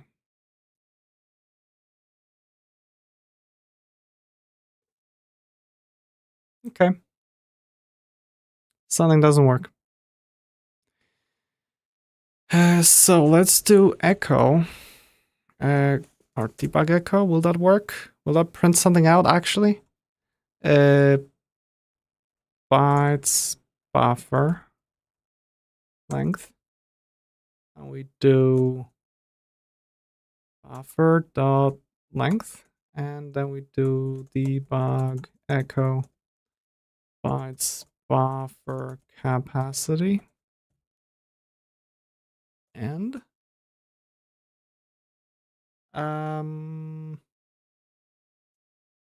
buffer dot capacity. Let's see if that's gonna actually print anything out. Because in tests you never know.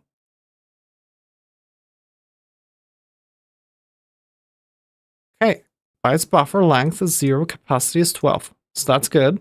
Okay. We have capacity, length is 0. Oh, I see. So I actually need to put in those. Oh. So when reading bytes, I really need to put those characters in the buffer already, pre-existing. Okay, I see. So can I do something like bytes buffer fill? I think I need to import something from standard. That was sequence utils. Import what would be fill? There is a method fill somewhere. Okay, we've got this one, and that's cool. So let's go to the docs, documentation, standard library, and I recall seeing something called fill. Algorithm. Okay, fill. And we just give it an array, first, last, whatever. Okay, so there'll be an algorithm. Algorithm. Import fill. Okay. We just need to use it wherever we were a second ago. Fill, and we just fill it with zeros, right? Save. And fill is assign value to all elements of the container A. Oh, but it has no elements. Oh no. Ay, ay, ay.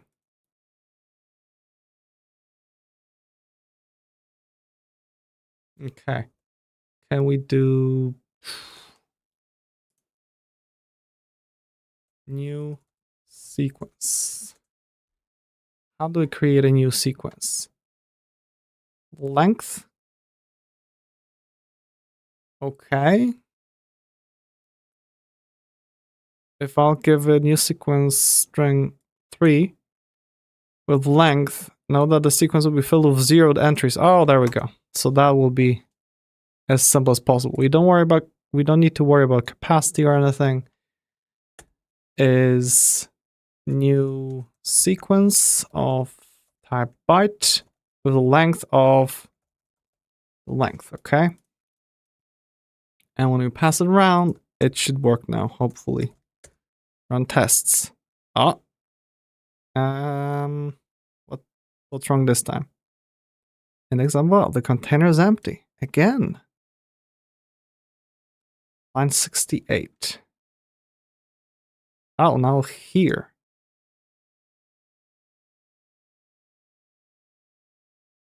Huh. OSFS nym 68.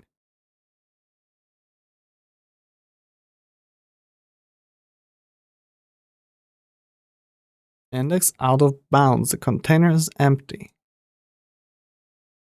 So what container is empty? Bytes red is 0 or something? Debug echo. Bytes red is bytes red. Okay. Run it. And how is bytes red 10? And it points to line 69, which is here for some reason.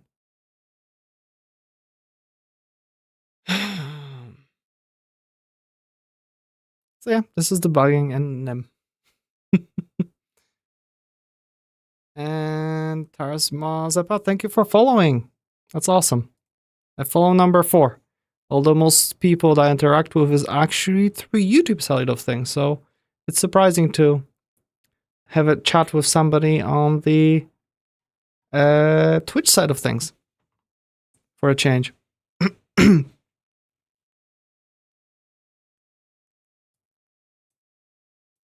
What the hell? Why isn't it working?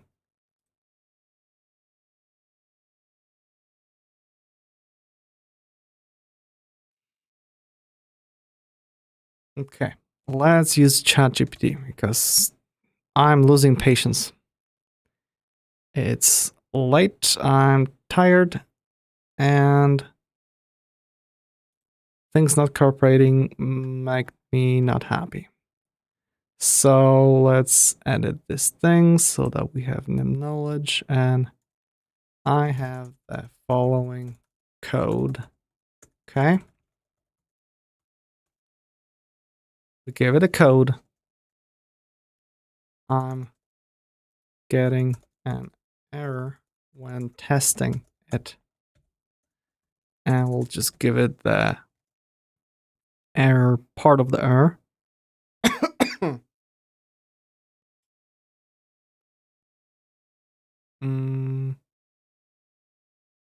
We care about this.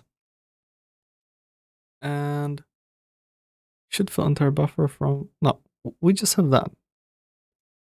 Index defect.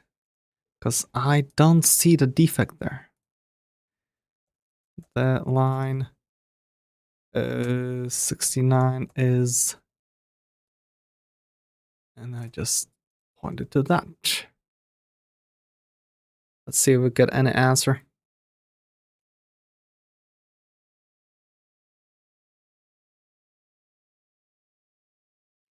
Where you're trying to access modify the buffer string directly by index within your for loop. In NIM, strings are immutable. No, they're not. Cannot change their length or contents directly by indexing into them without setting the correct length first. Oh, I see. So I set a capacity, but I'm not I don't have like all the stuff. Oh. Okay, but I see how I could, I guess, do that. Solution, just use the add or string concatenation. Okay, I see. So in my case, the buffer set length 0, and we just, instead of buffer this, we just do buffer add, and we just do that. That's it. That should be the fix. So we just go run test. More errors. Let's see if different ones. Index 15 not in 0 to 11. Okay, so should fill entire buffer from start position to 0 is good. Okay, that's good. But now should fill entire buffer from start position 15 is not happy because unhandled exception index 15 not in 0 to 11. Okay. So let's put them side by side maybe. I'll take this and we're gonna take here. Okay. Let's get rid of this and that and that. We don't need those tests. We have just those tests. So we know that this passed, but this didn't pass.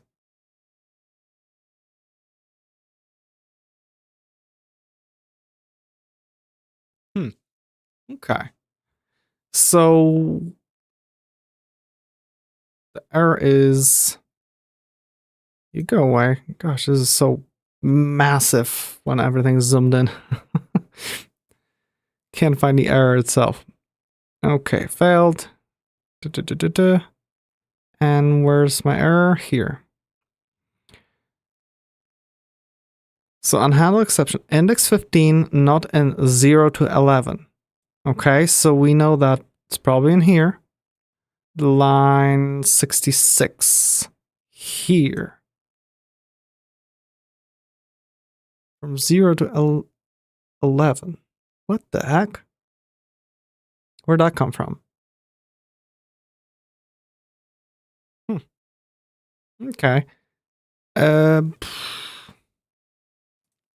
let's modify our test so that we get some info in here. So, I mean, we know that it's when we're calling the here. We're calling the read string. We give it a path, the buffer, okay? And our buffer has the length of 12, apparently. And we give it 15. In this case, for sure, it's start, okay? So it's gonna be placed here. And the length, which will be, in this case, 12, okay? 12. Well, here's 0 to 11, huh? So let's just do the debug echo. Let's just see what data we have, just to make sure everything's fine. Start, and we just get the start, okay? Next will be debug echo. Come on, Copilot, you don't want to help suddenly? Which is over helpful, now it's not at all. Length, which will be this. Okay, anything else that we can provide it with? Not really. So we should have debug echo after bytes read. Okay, because that's it. So it's just make sure that the errors we're getting are actually accurate, because I don't trust this yet. So we have start and length, okay. And then it's just random, hey, it's not an index. Because we didn't get the part where it went through. Read string buffer 68 right now.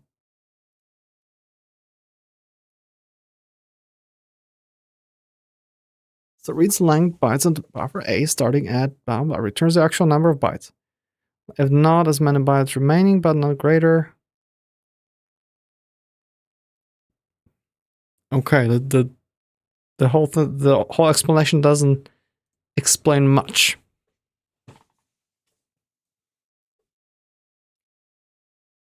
But this error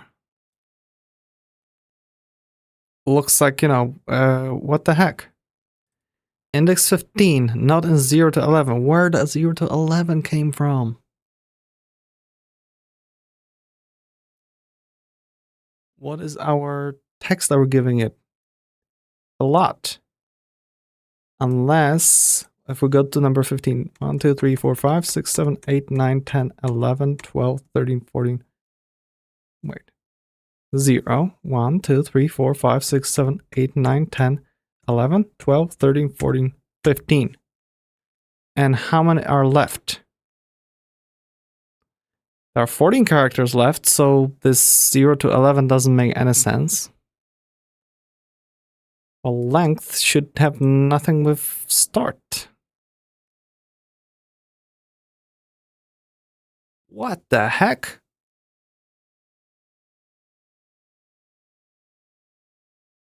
I am really confused right now. Ay, ay, ay. All that is good. All that makes sense. Let's see if AI will solve this problem as well. Might as well use it while we have it here. And keep bashing my head. Now I have this code. Okay. The error is... And... here you go. The error is... this. Bam. Where the hell it came up with this index, I don't know. The test calling the code. And we just copy the test, paste it, and let's see what it magically makes. The reading bounds are handled by the read bytes function, exactly. Suppose X. Use the file size only reads X of 15 along with length of 12 means that it tries to read beyond the content provided by the string hello world, which only has a length of 30. If you subtract start position, it leaves only 15 characters available to read, not that. Wait, how? What? That doesn't make any sense. What the heck? The further read operation, if you need to ensure read bytes, does not attempt.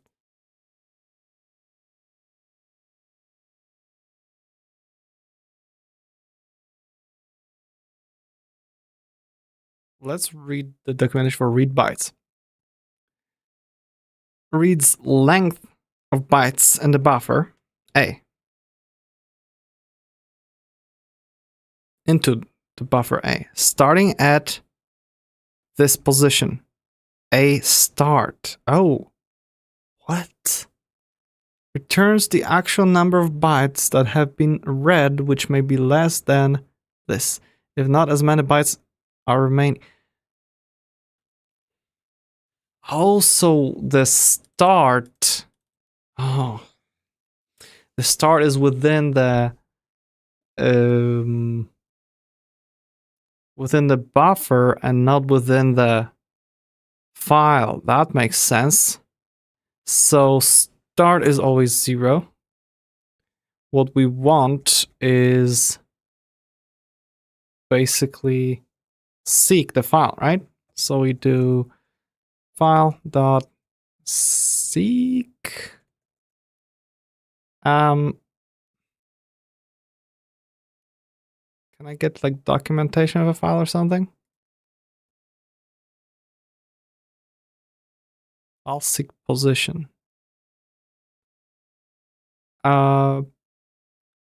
Cursor read. How do you specify how to seek in a file? I think I seek. Nope. Okay, back to the docs. Seek. Let's see if there is such thing. There's enum file seek position. Seek absolute value. Position relative to which seek should happen. Okay, but where's the seek itself? And times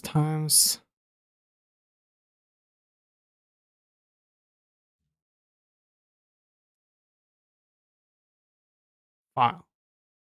Type representing file handle. Okay. File seek position relative to which seek should happen. Where do you place that? Because that's just an enumerator. We're in sync.io. We can have close, end of file, flush file, get file handle, get file position. Go as file handle, open, read all, read buffer, read bytes, read all the junk. Set file position. Okay. Sets the position of the file pointer that is used to read write operations. The file's first byte has the index 0. Okay. Okay, so we just do set file position. Position and relative to and what? So relative to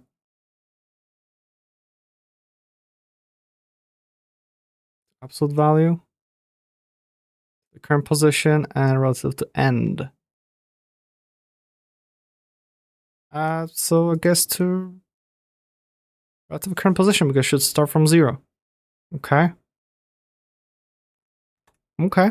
Let's see if that's gonna fix the problem.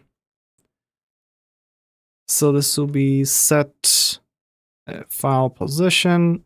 Let's just do, no, this is OSFS. Let's import only the stuff we need. So it'll be that and the file seek position. Okay, so we go down to read bytes. No, not read bytes. Read buffer. File set file position. And we were giving it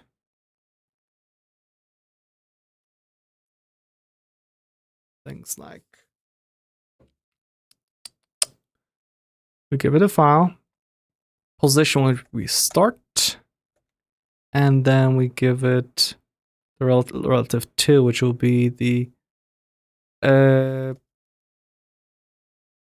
current of file seek position dot,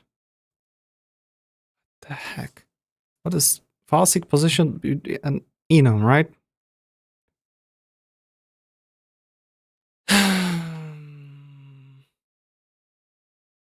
FSP set. And I shouldn't even need to specify this here. Save. And run the damn thing. What's gonna happen this time? Should fill entire buffer, that's good. And then we have should fill entire buffer from start position 15. This is a test. The buffer was his a test. Okay, so that's the error in my test that I spotted. So instead of this is a test, it should be his test. Okay, that's good. Let's just make sure that the rest of the tests are fine. Read and text.length. Sure, that's good enough. This is short. Should partially fill buffer from start position 15. So this is the thing, and we need to just get this. Okay, there we go. And this will be 13 characters, right? Yes, okay. And the rest is empty, empty, empty. Okay, making progress. Let's reinstall this package and run the tests. All tests have passed. Okay, not bad. I can live with that. Gosh, that was painful to debug, and the code is disgusting. But it works, I guess. Ugh, horrible. And this is just, you know, a single buffer. If we want to iterate over that, we would need to deal with a file. So in theory, there could be one situation where we just pass it the file that's open.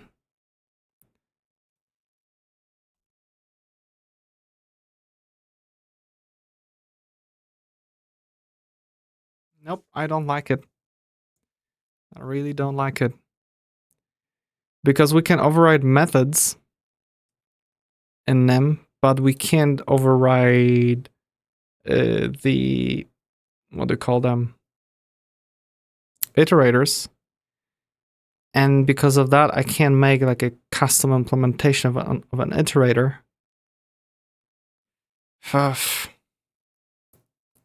But, oh gosh, there could be a workaround. Let's try it out. Let's figure it out. So let's say that we have our CommonFS, okay? We will focus on just this one. We have our CommonFS. We have our situation where we have the, where on earth is this? Read string, where we have that whole buffer thing going on, okay? Well, behind the scenes, it's just, you know, whatever. But what if we want to have an iterator where we just iterate over things? So we have iterator, and iterator will be read string, not lines. Go away, Copilot. Read string, and this will be more like chunked. Read string, buffered. Okay. Oh, it's just whatever. Name doesn't matter. We give itself as in file system.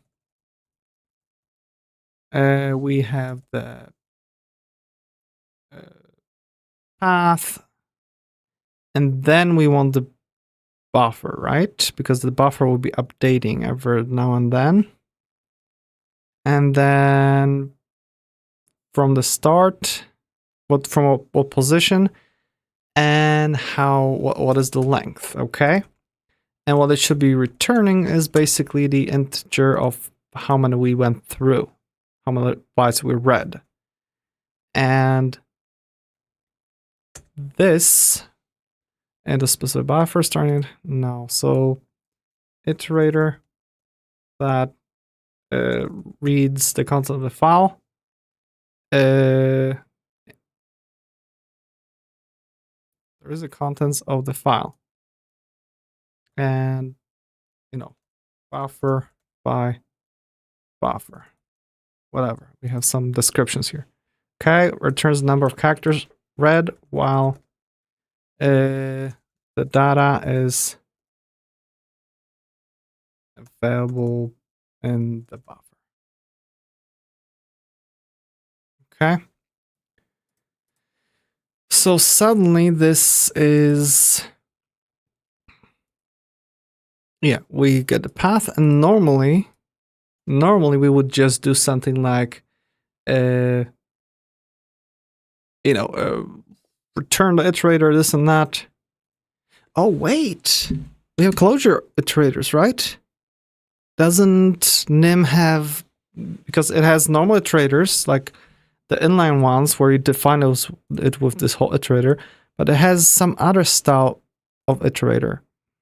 Let's see if ChatGPT can explain it to us relatively quickly. Our super fancy version of ChatGPT. So edit, and let's ask it a question. I recall there are two different types of iterators. Please please list them and explain how they work with examples. Okay.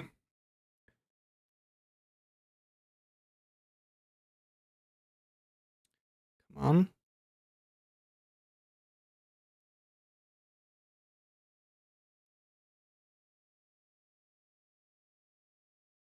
Okay, now supports two types of iterators, which are essential for iterating over collections like arrays, lists, or user-defined data structures. Regular iterators. They're used to iterate over collections without generating a new sequence. They allow you to loop through elements in a sequence one at a time, typically using a for loop. The key feature of regular iterators is that they do not create a new list or array, but simply provide access to each element. Okay. So that's an example. Literally iterator, and it just does the stuff, and we can use it in for each loop. Okay. Inline iterators. Inline iterators are a variant of regular iterators. The major distinction is that inline iterators are expanded in place. That's not it. Okay, let's go through the... isn't there some other type of iterator? One that you can pass by as an argument, or something. I recall there was something we could create it on the go on something. Closure iterators, there we go. These iterators capture their environment and can be passed around like function pointers, making them particularly versatile for more complex iteration patterns. So, state across invocations, essentially capturing local variables and execution state. More like generators found in other programming languages, such as Python. They can be passed as arguments to procedures or used to create iterator factories. Okay. So we have some kind of iterator. We say it's a closure. And you have countdown, and countdown, this and that. Since it captures its environment, you can pass it around. Okay. Iterator that returns an integer. Okay.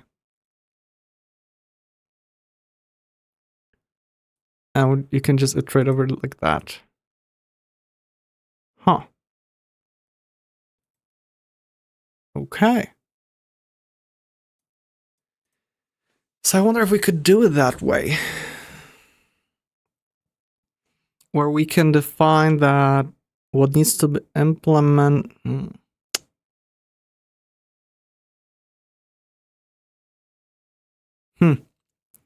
That's where I reached the limit of what's possible with NIM when it comes to more of like object-oriented programming or like inheritance, where you need to force the implementation of something to work in a specific way. I'm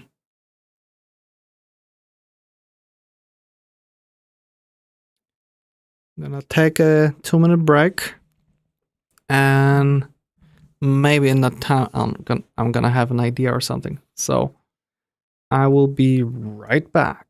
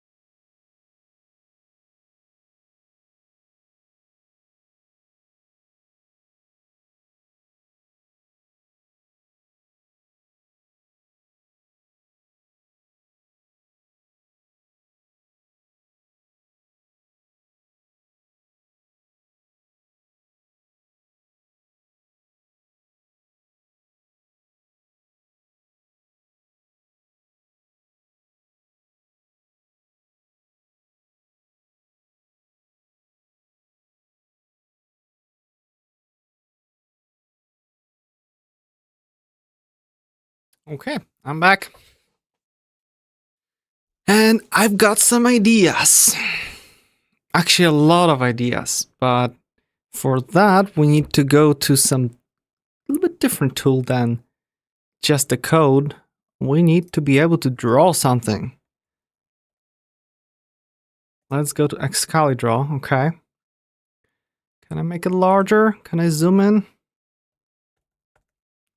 How do you zoom in that browser?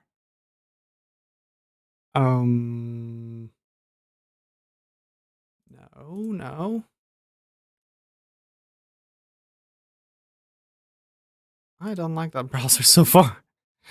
I'm using Arc browser for Windows just for the purposes of the live streams, and kind of not happy about it. Yeah, how do you zoom in the page? There's this. No, that's just for the thing itself from XCaliDraw, but there's no way to zoom in here.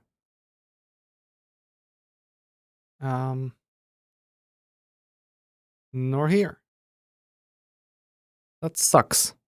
But hopefully we'll be able to zoom the contents themselves, okay? So let me think. So basically we want an iterator, okay? So let's just write a little chunk of how we want to use it. One family for coding, okay? So we want to be able to do for, what do we call it? Come on, zoom in. For the string buffer, okay? And we do the file system read string buffered, right? And we give it a bunch of stuff. And then we basically can do stuff with the string buffer, okay? That's what we want. That's how we want it to be used. But the thing is that let's get another little box. So the read string buffered, okay? That let's make it like green. That's in what? Why is it not part of that? What the hell?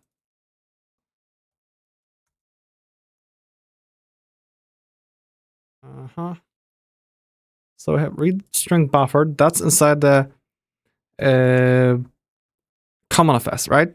We just have an idea that describes that there is something like that. And it needs to be an iterator. That's very important that this is an iterator. It has that iterator in front of it.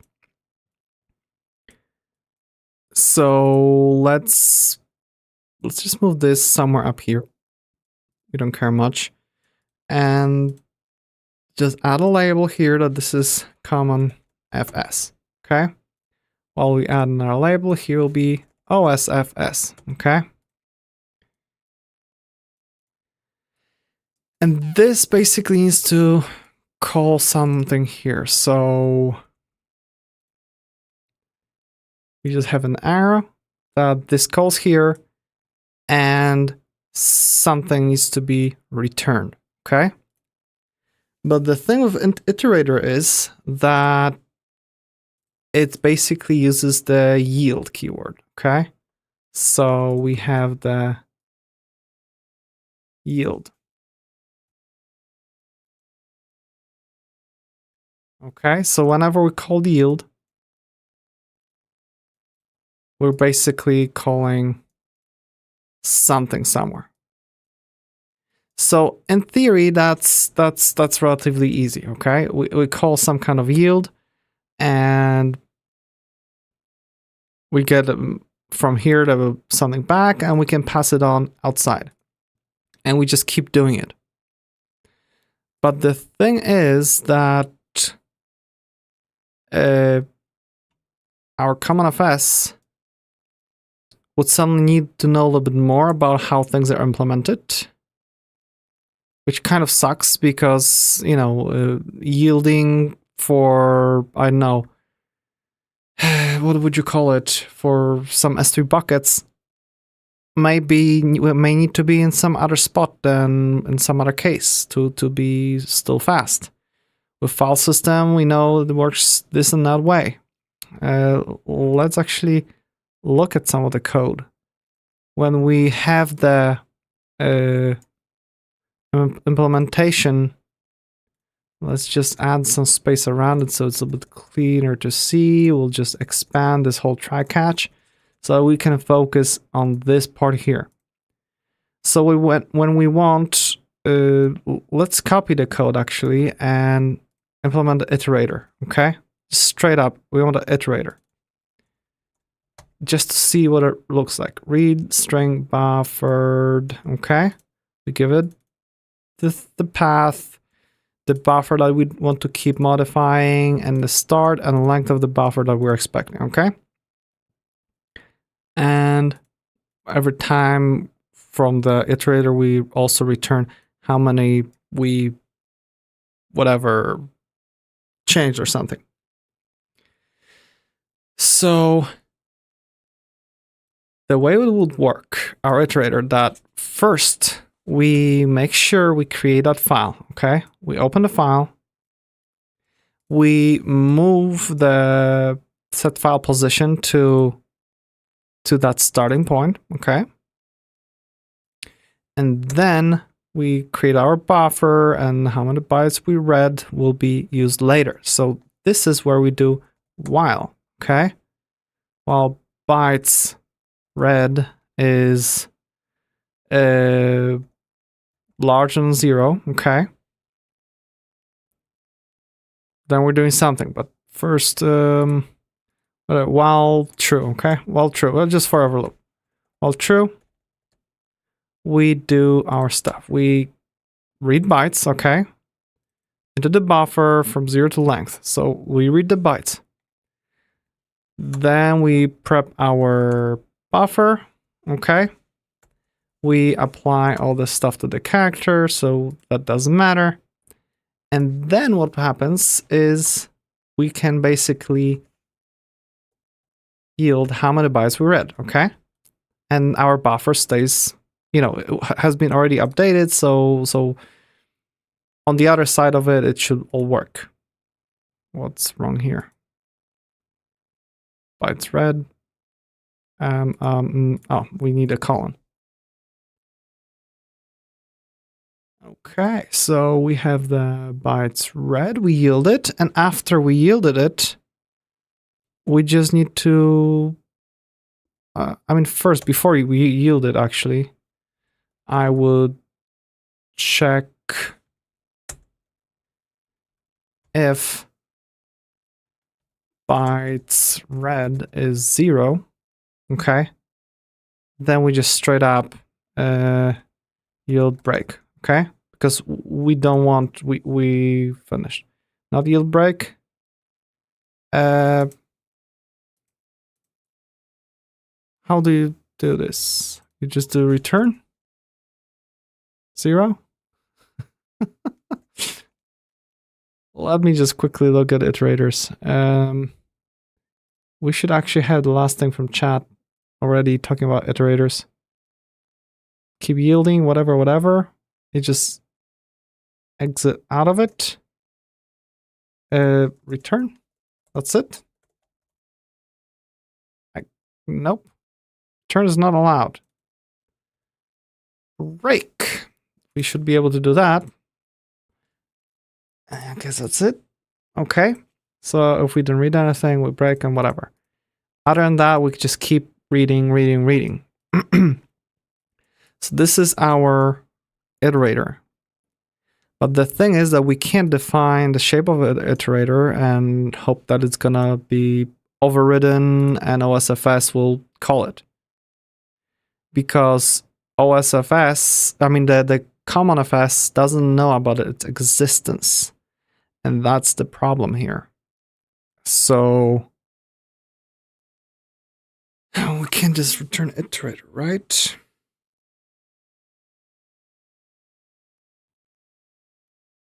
Or could we? Huh. I just got an idea. So in CommonFS, what we could do is the read string buffered. It should do let it whatever iterator is. We do self dot get what would we call it? Get string buffered iterator implementation. Horrible name, but whatever. Absolute path, buffer start length. Okay. And okay, and we basically do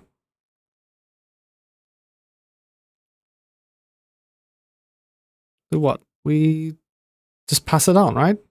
So read string buffered. Oh, because this whole thing is an iterator.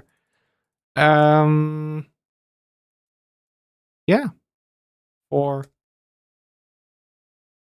I in iterator, we basically do buffer is already updated.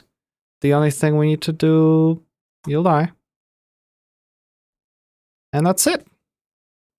We just need to have this function defined, this method, okay, that will take all those, this and that and all those, and instead of returning integer, it returns iterator.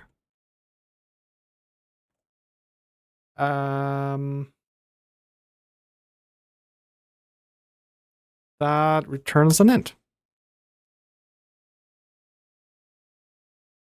Can we do that? And then we just need to raise an exception that, hey, this hasn't been implemented. If that's gonna work, I'll be like, wow. No way this is gonna work.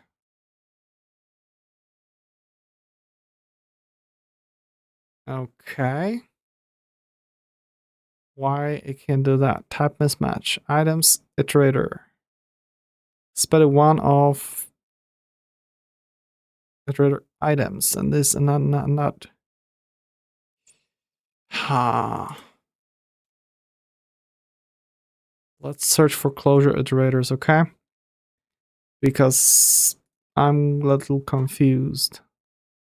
Manual iterator, okay? First class iterators. Two kinds. Inline and closure iterators. An inline. Okay.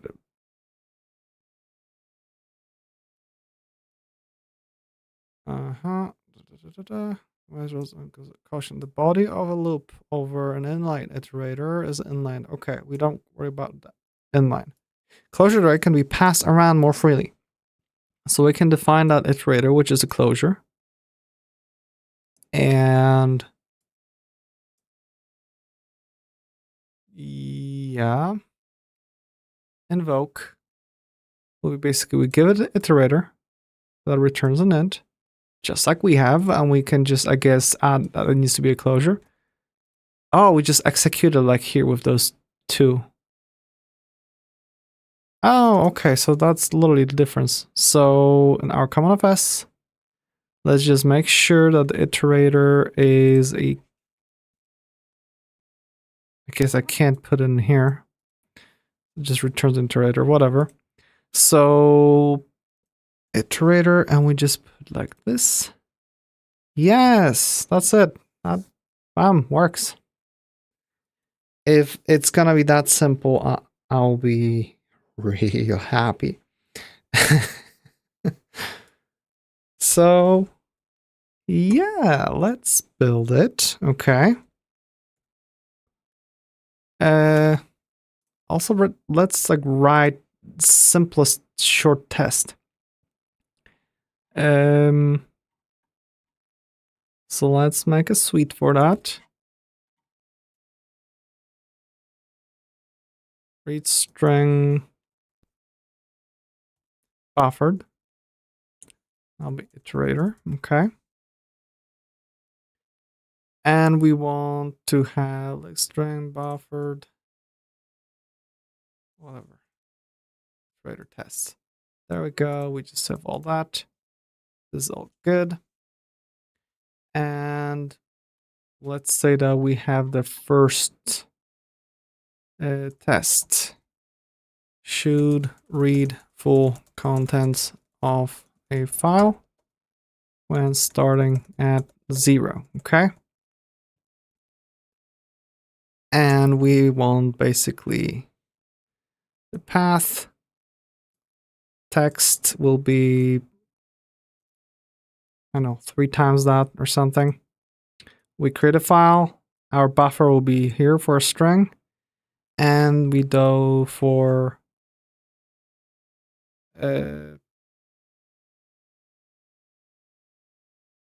characters read and fs string buffered. Wait. Read string buffered. And we just need to give it the path, the buffer from 0, like every 10, right? What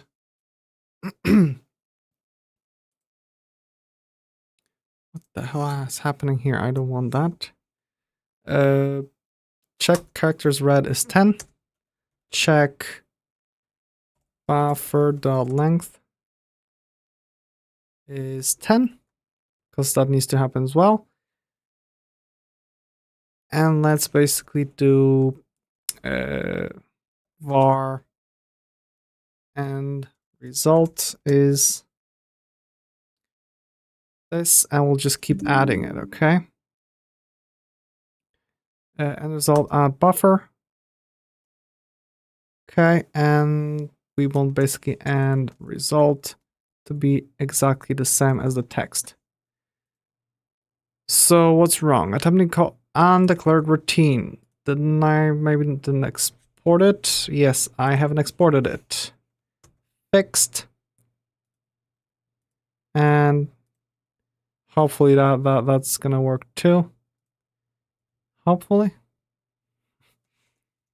So let's install it. Let's go to OSFS, and we should have the implementation already ready nearly too, right? The iterator that we return. So we have the iterator, right? Iterator. Okay. Yeah, that should be it. And let's just, have all this here. And what we need to implement now in CommonFS, we defined this method, okay? So let's try it. We'll be here. We do get string This will be on OSFS output path. Yes, yes, yes. And an iterator int. So all we need to do is return can I just do that? I'll just define it as closure or something. What did it look like? What did it look like in docs? Yeah, we just defined it as closure and invoke iterator. We just give the name of it. Oh, doesn't mean that it can't take any arguments or something? Oh, we would need to literally give it what it needs to have here. Okay, I see. So I guess we would need to define that it has to have all those on it. I presume. Let's quickly switch to our CommonFS. And we define that this iterator needs to have file system and some absolute path and buffer and start and length. My god, this is a long line. And I don't feel in a mood to test if it works. Pragma base. I'm sure it's valid. So we go back here and we make sure that our iterator has the same thing. It wants OSFS, but we'll just give it normal OSFS. We can just cast it to what we want, I think. Okay. So we just returned the iterator. Right? Well, it doesn't like something. Got iterator. This and that.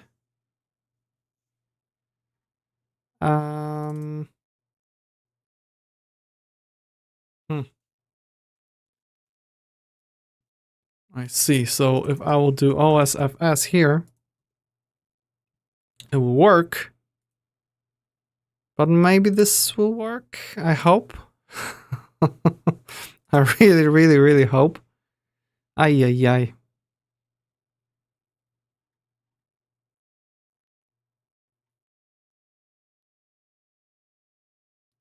But yeah, I could do file system because it's just iterator, no big deal. And this is file system, right? So this is good enough. And all can do let file system is how do you cast? I need to, let's use GPT for that. How can you convert a type A into B, where B inherits from A? So object of type A into object of type B. And I'm, come on, 100% sure that the object was created as B initially. Let's hope we're gonna get something decent as an answer. You never know.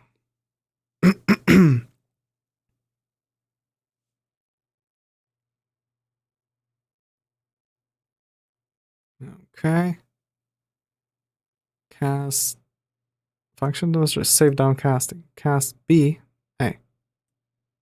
Okay, that's what I would like. I have important points using runtime type information. Yeah. Okay. That should be enough for me to know. Is cast, and we have to type OSFS, and we just want the FS to be cast into that, okay? Self. Let's do file system here, okay? This will be FS, file system, and everywhere where we use self, if we even use anywhere, we don't. Okay. So, and that doesn't work either. So let's, yeah, that's it for now. Let's just continue with that. But da.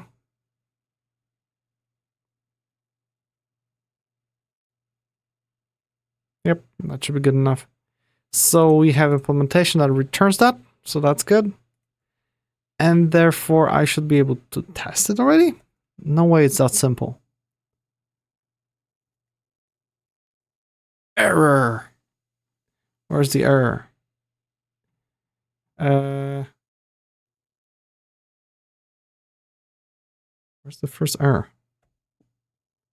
Not this. Here.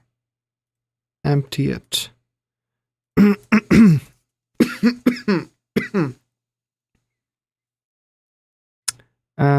About pragma base.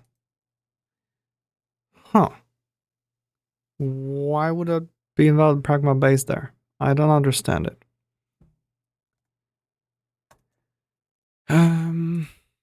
This method that returns an iterator event, right?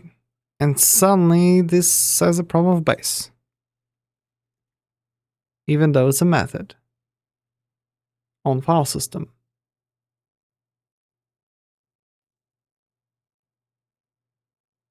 Use base for base methods, yeah. I'm trying.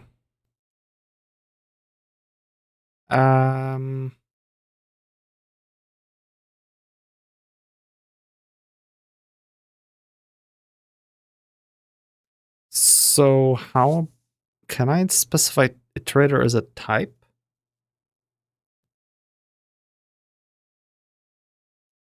Type, let's call it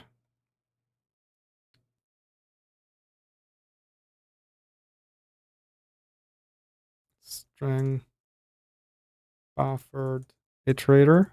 Okay. It's all that. Okay. Is it all that? Just copy and paste just in case. See, it wasn't all that. Okay.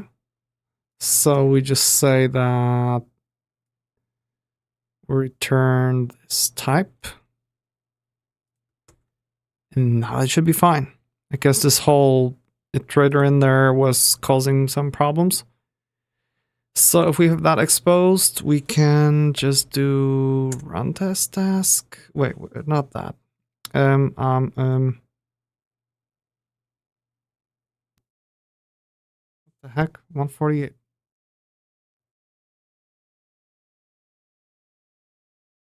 Uh-huh.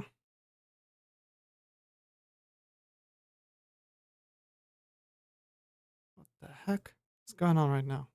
Iterator. Oh, iterator. Well, this returns that kind of iterator, right?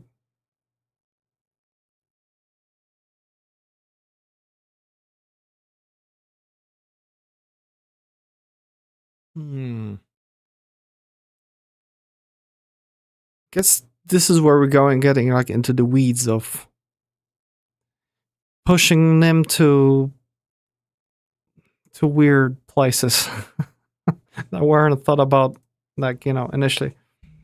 I'm sure it's something that you just learn over time. It's just really painful right now. Type mismatch.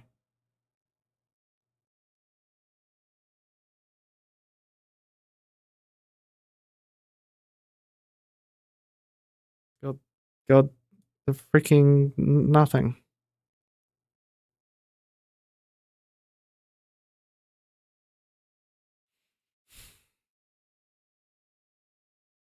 What the heck? Yep, iterator, all that with bar, buffer string, and everything, and returns an integer. And we can't specify there's a closure here, that doesn't matter. We get the implementation, all that, and that, and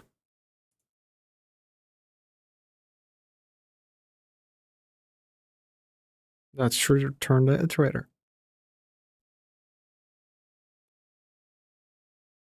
And it says it's an iterator.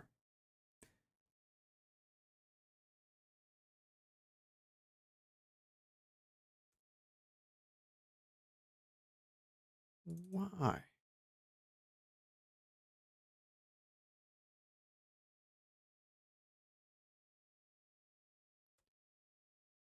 Oh, because I need to give it all here. Oh, duh.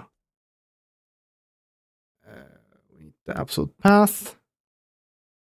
Oh, we also need the self, comma, absolute path buffer. Now we're talking. Okay. That's good. This is a little bit better. Figured it out. It's just hard to connect some of those dots like initially. So that means I can just go to bash and first of all, I can just run the test, right? Tests are all happy. And bash, I can do nimdev install so that the new version of the library is available for OSFS. And here we return this string buffer iterator. And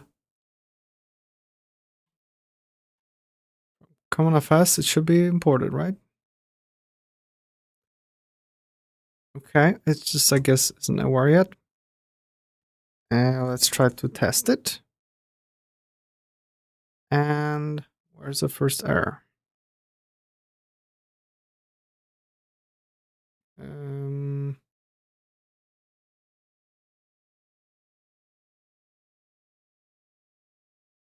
From a base again. Let's again delete it. Start from scratch because it's hard to read when the test begins and where it doesn't. All that run. Okay, bytes read, this and that, it's all good.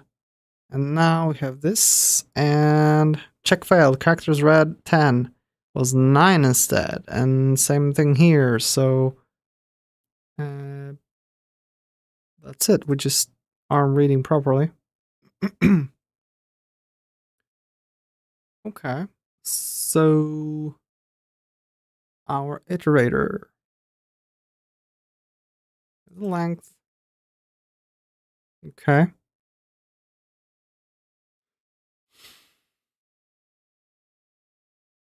Length, and we just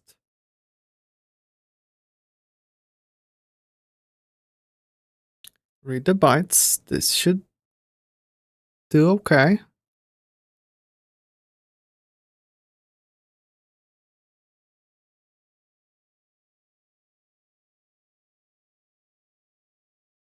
Let's do debug echo. Wait, debug echo.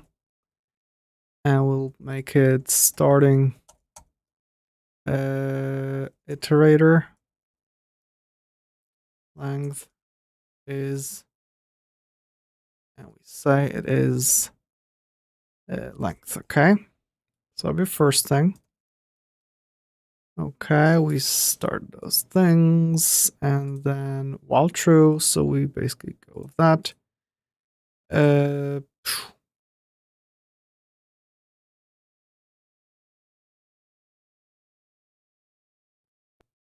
don't know if we're even advancing the whole thing. We'll see. But basically all that, so we can say red characters or bytes, and it should be bytes red. Okay. We do all that. Here we can say breaking, stopping the iterator. Okay.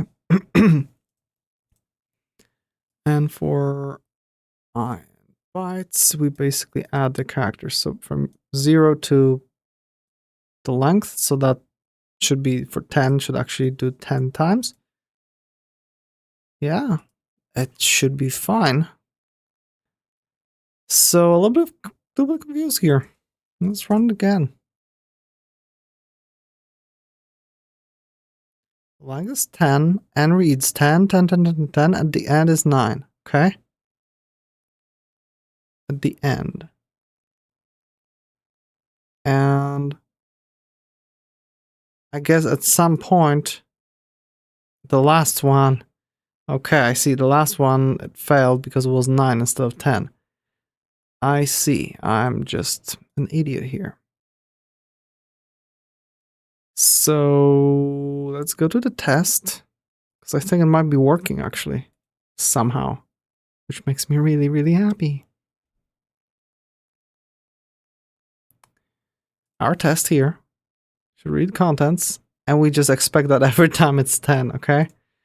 So we do. Where's the length?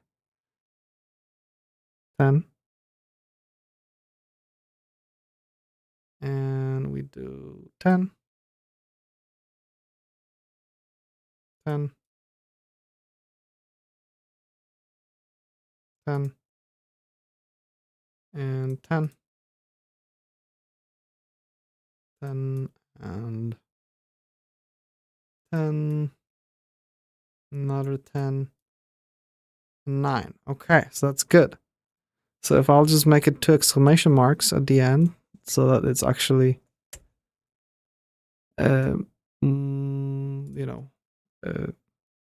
multiples of 10, I can run it here, and it just finished.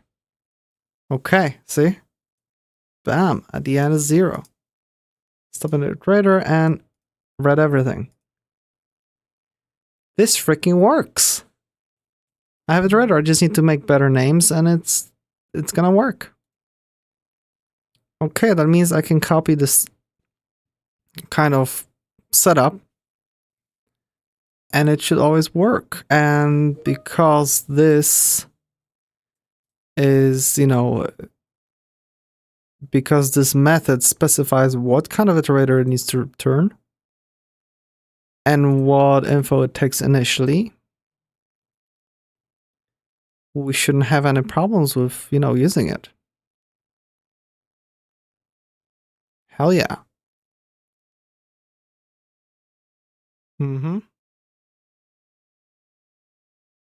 theory, it could even define an iterator. Excuse me. Right here, so that we don't have to do this. Let's check if that works. Okay. We'll just do this, and we'll just ignore all the path and everything. Let's just shove it here. Okay, this is our iterator within our method. We don't provide it with any of those. It just uses whatever's outside of it. And whatever, let iterator. Iter is this, right?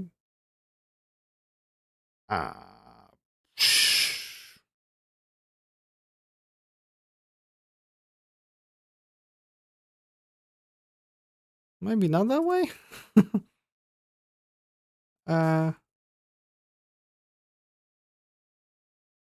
I'll try to do it anyway. Return iter. And what the hell's gonna happen now? Yeah, invalid indentation. 89. Yep, maybe not that right now, but I'm sure it's possible to just define a iterator inside a proc, and this way it can take all the arguments from this setup here. Okay. And that means that we wouldn't need to call any of those anymore. So like here when testing, we need to, we have the iterator. Oh yeah, in CommonFS, right here, when we get the iterator, we need to call it with all this again, including the file system and everything else. But we could make it to the point where we just have this. Okay?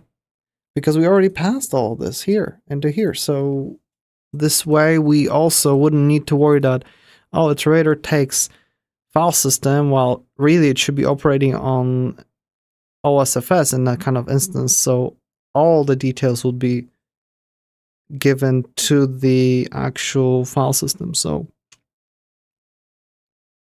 yeah, I like it.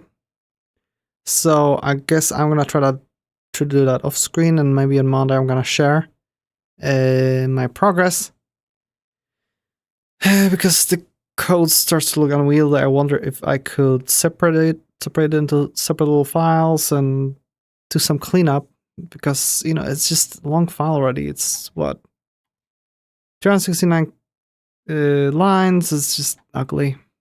So I'll see what I can do to clean up and finish out the iterator, and I'll be pushing changes probably over the weekend rather than instantly. So that's that. So now, thank you for watching. Thank you for everyone who participated, and like and subscribe. Follow on Twitch. Feel free to comment after the stream is finished. I'll be happy to respond. And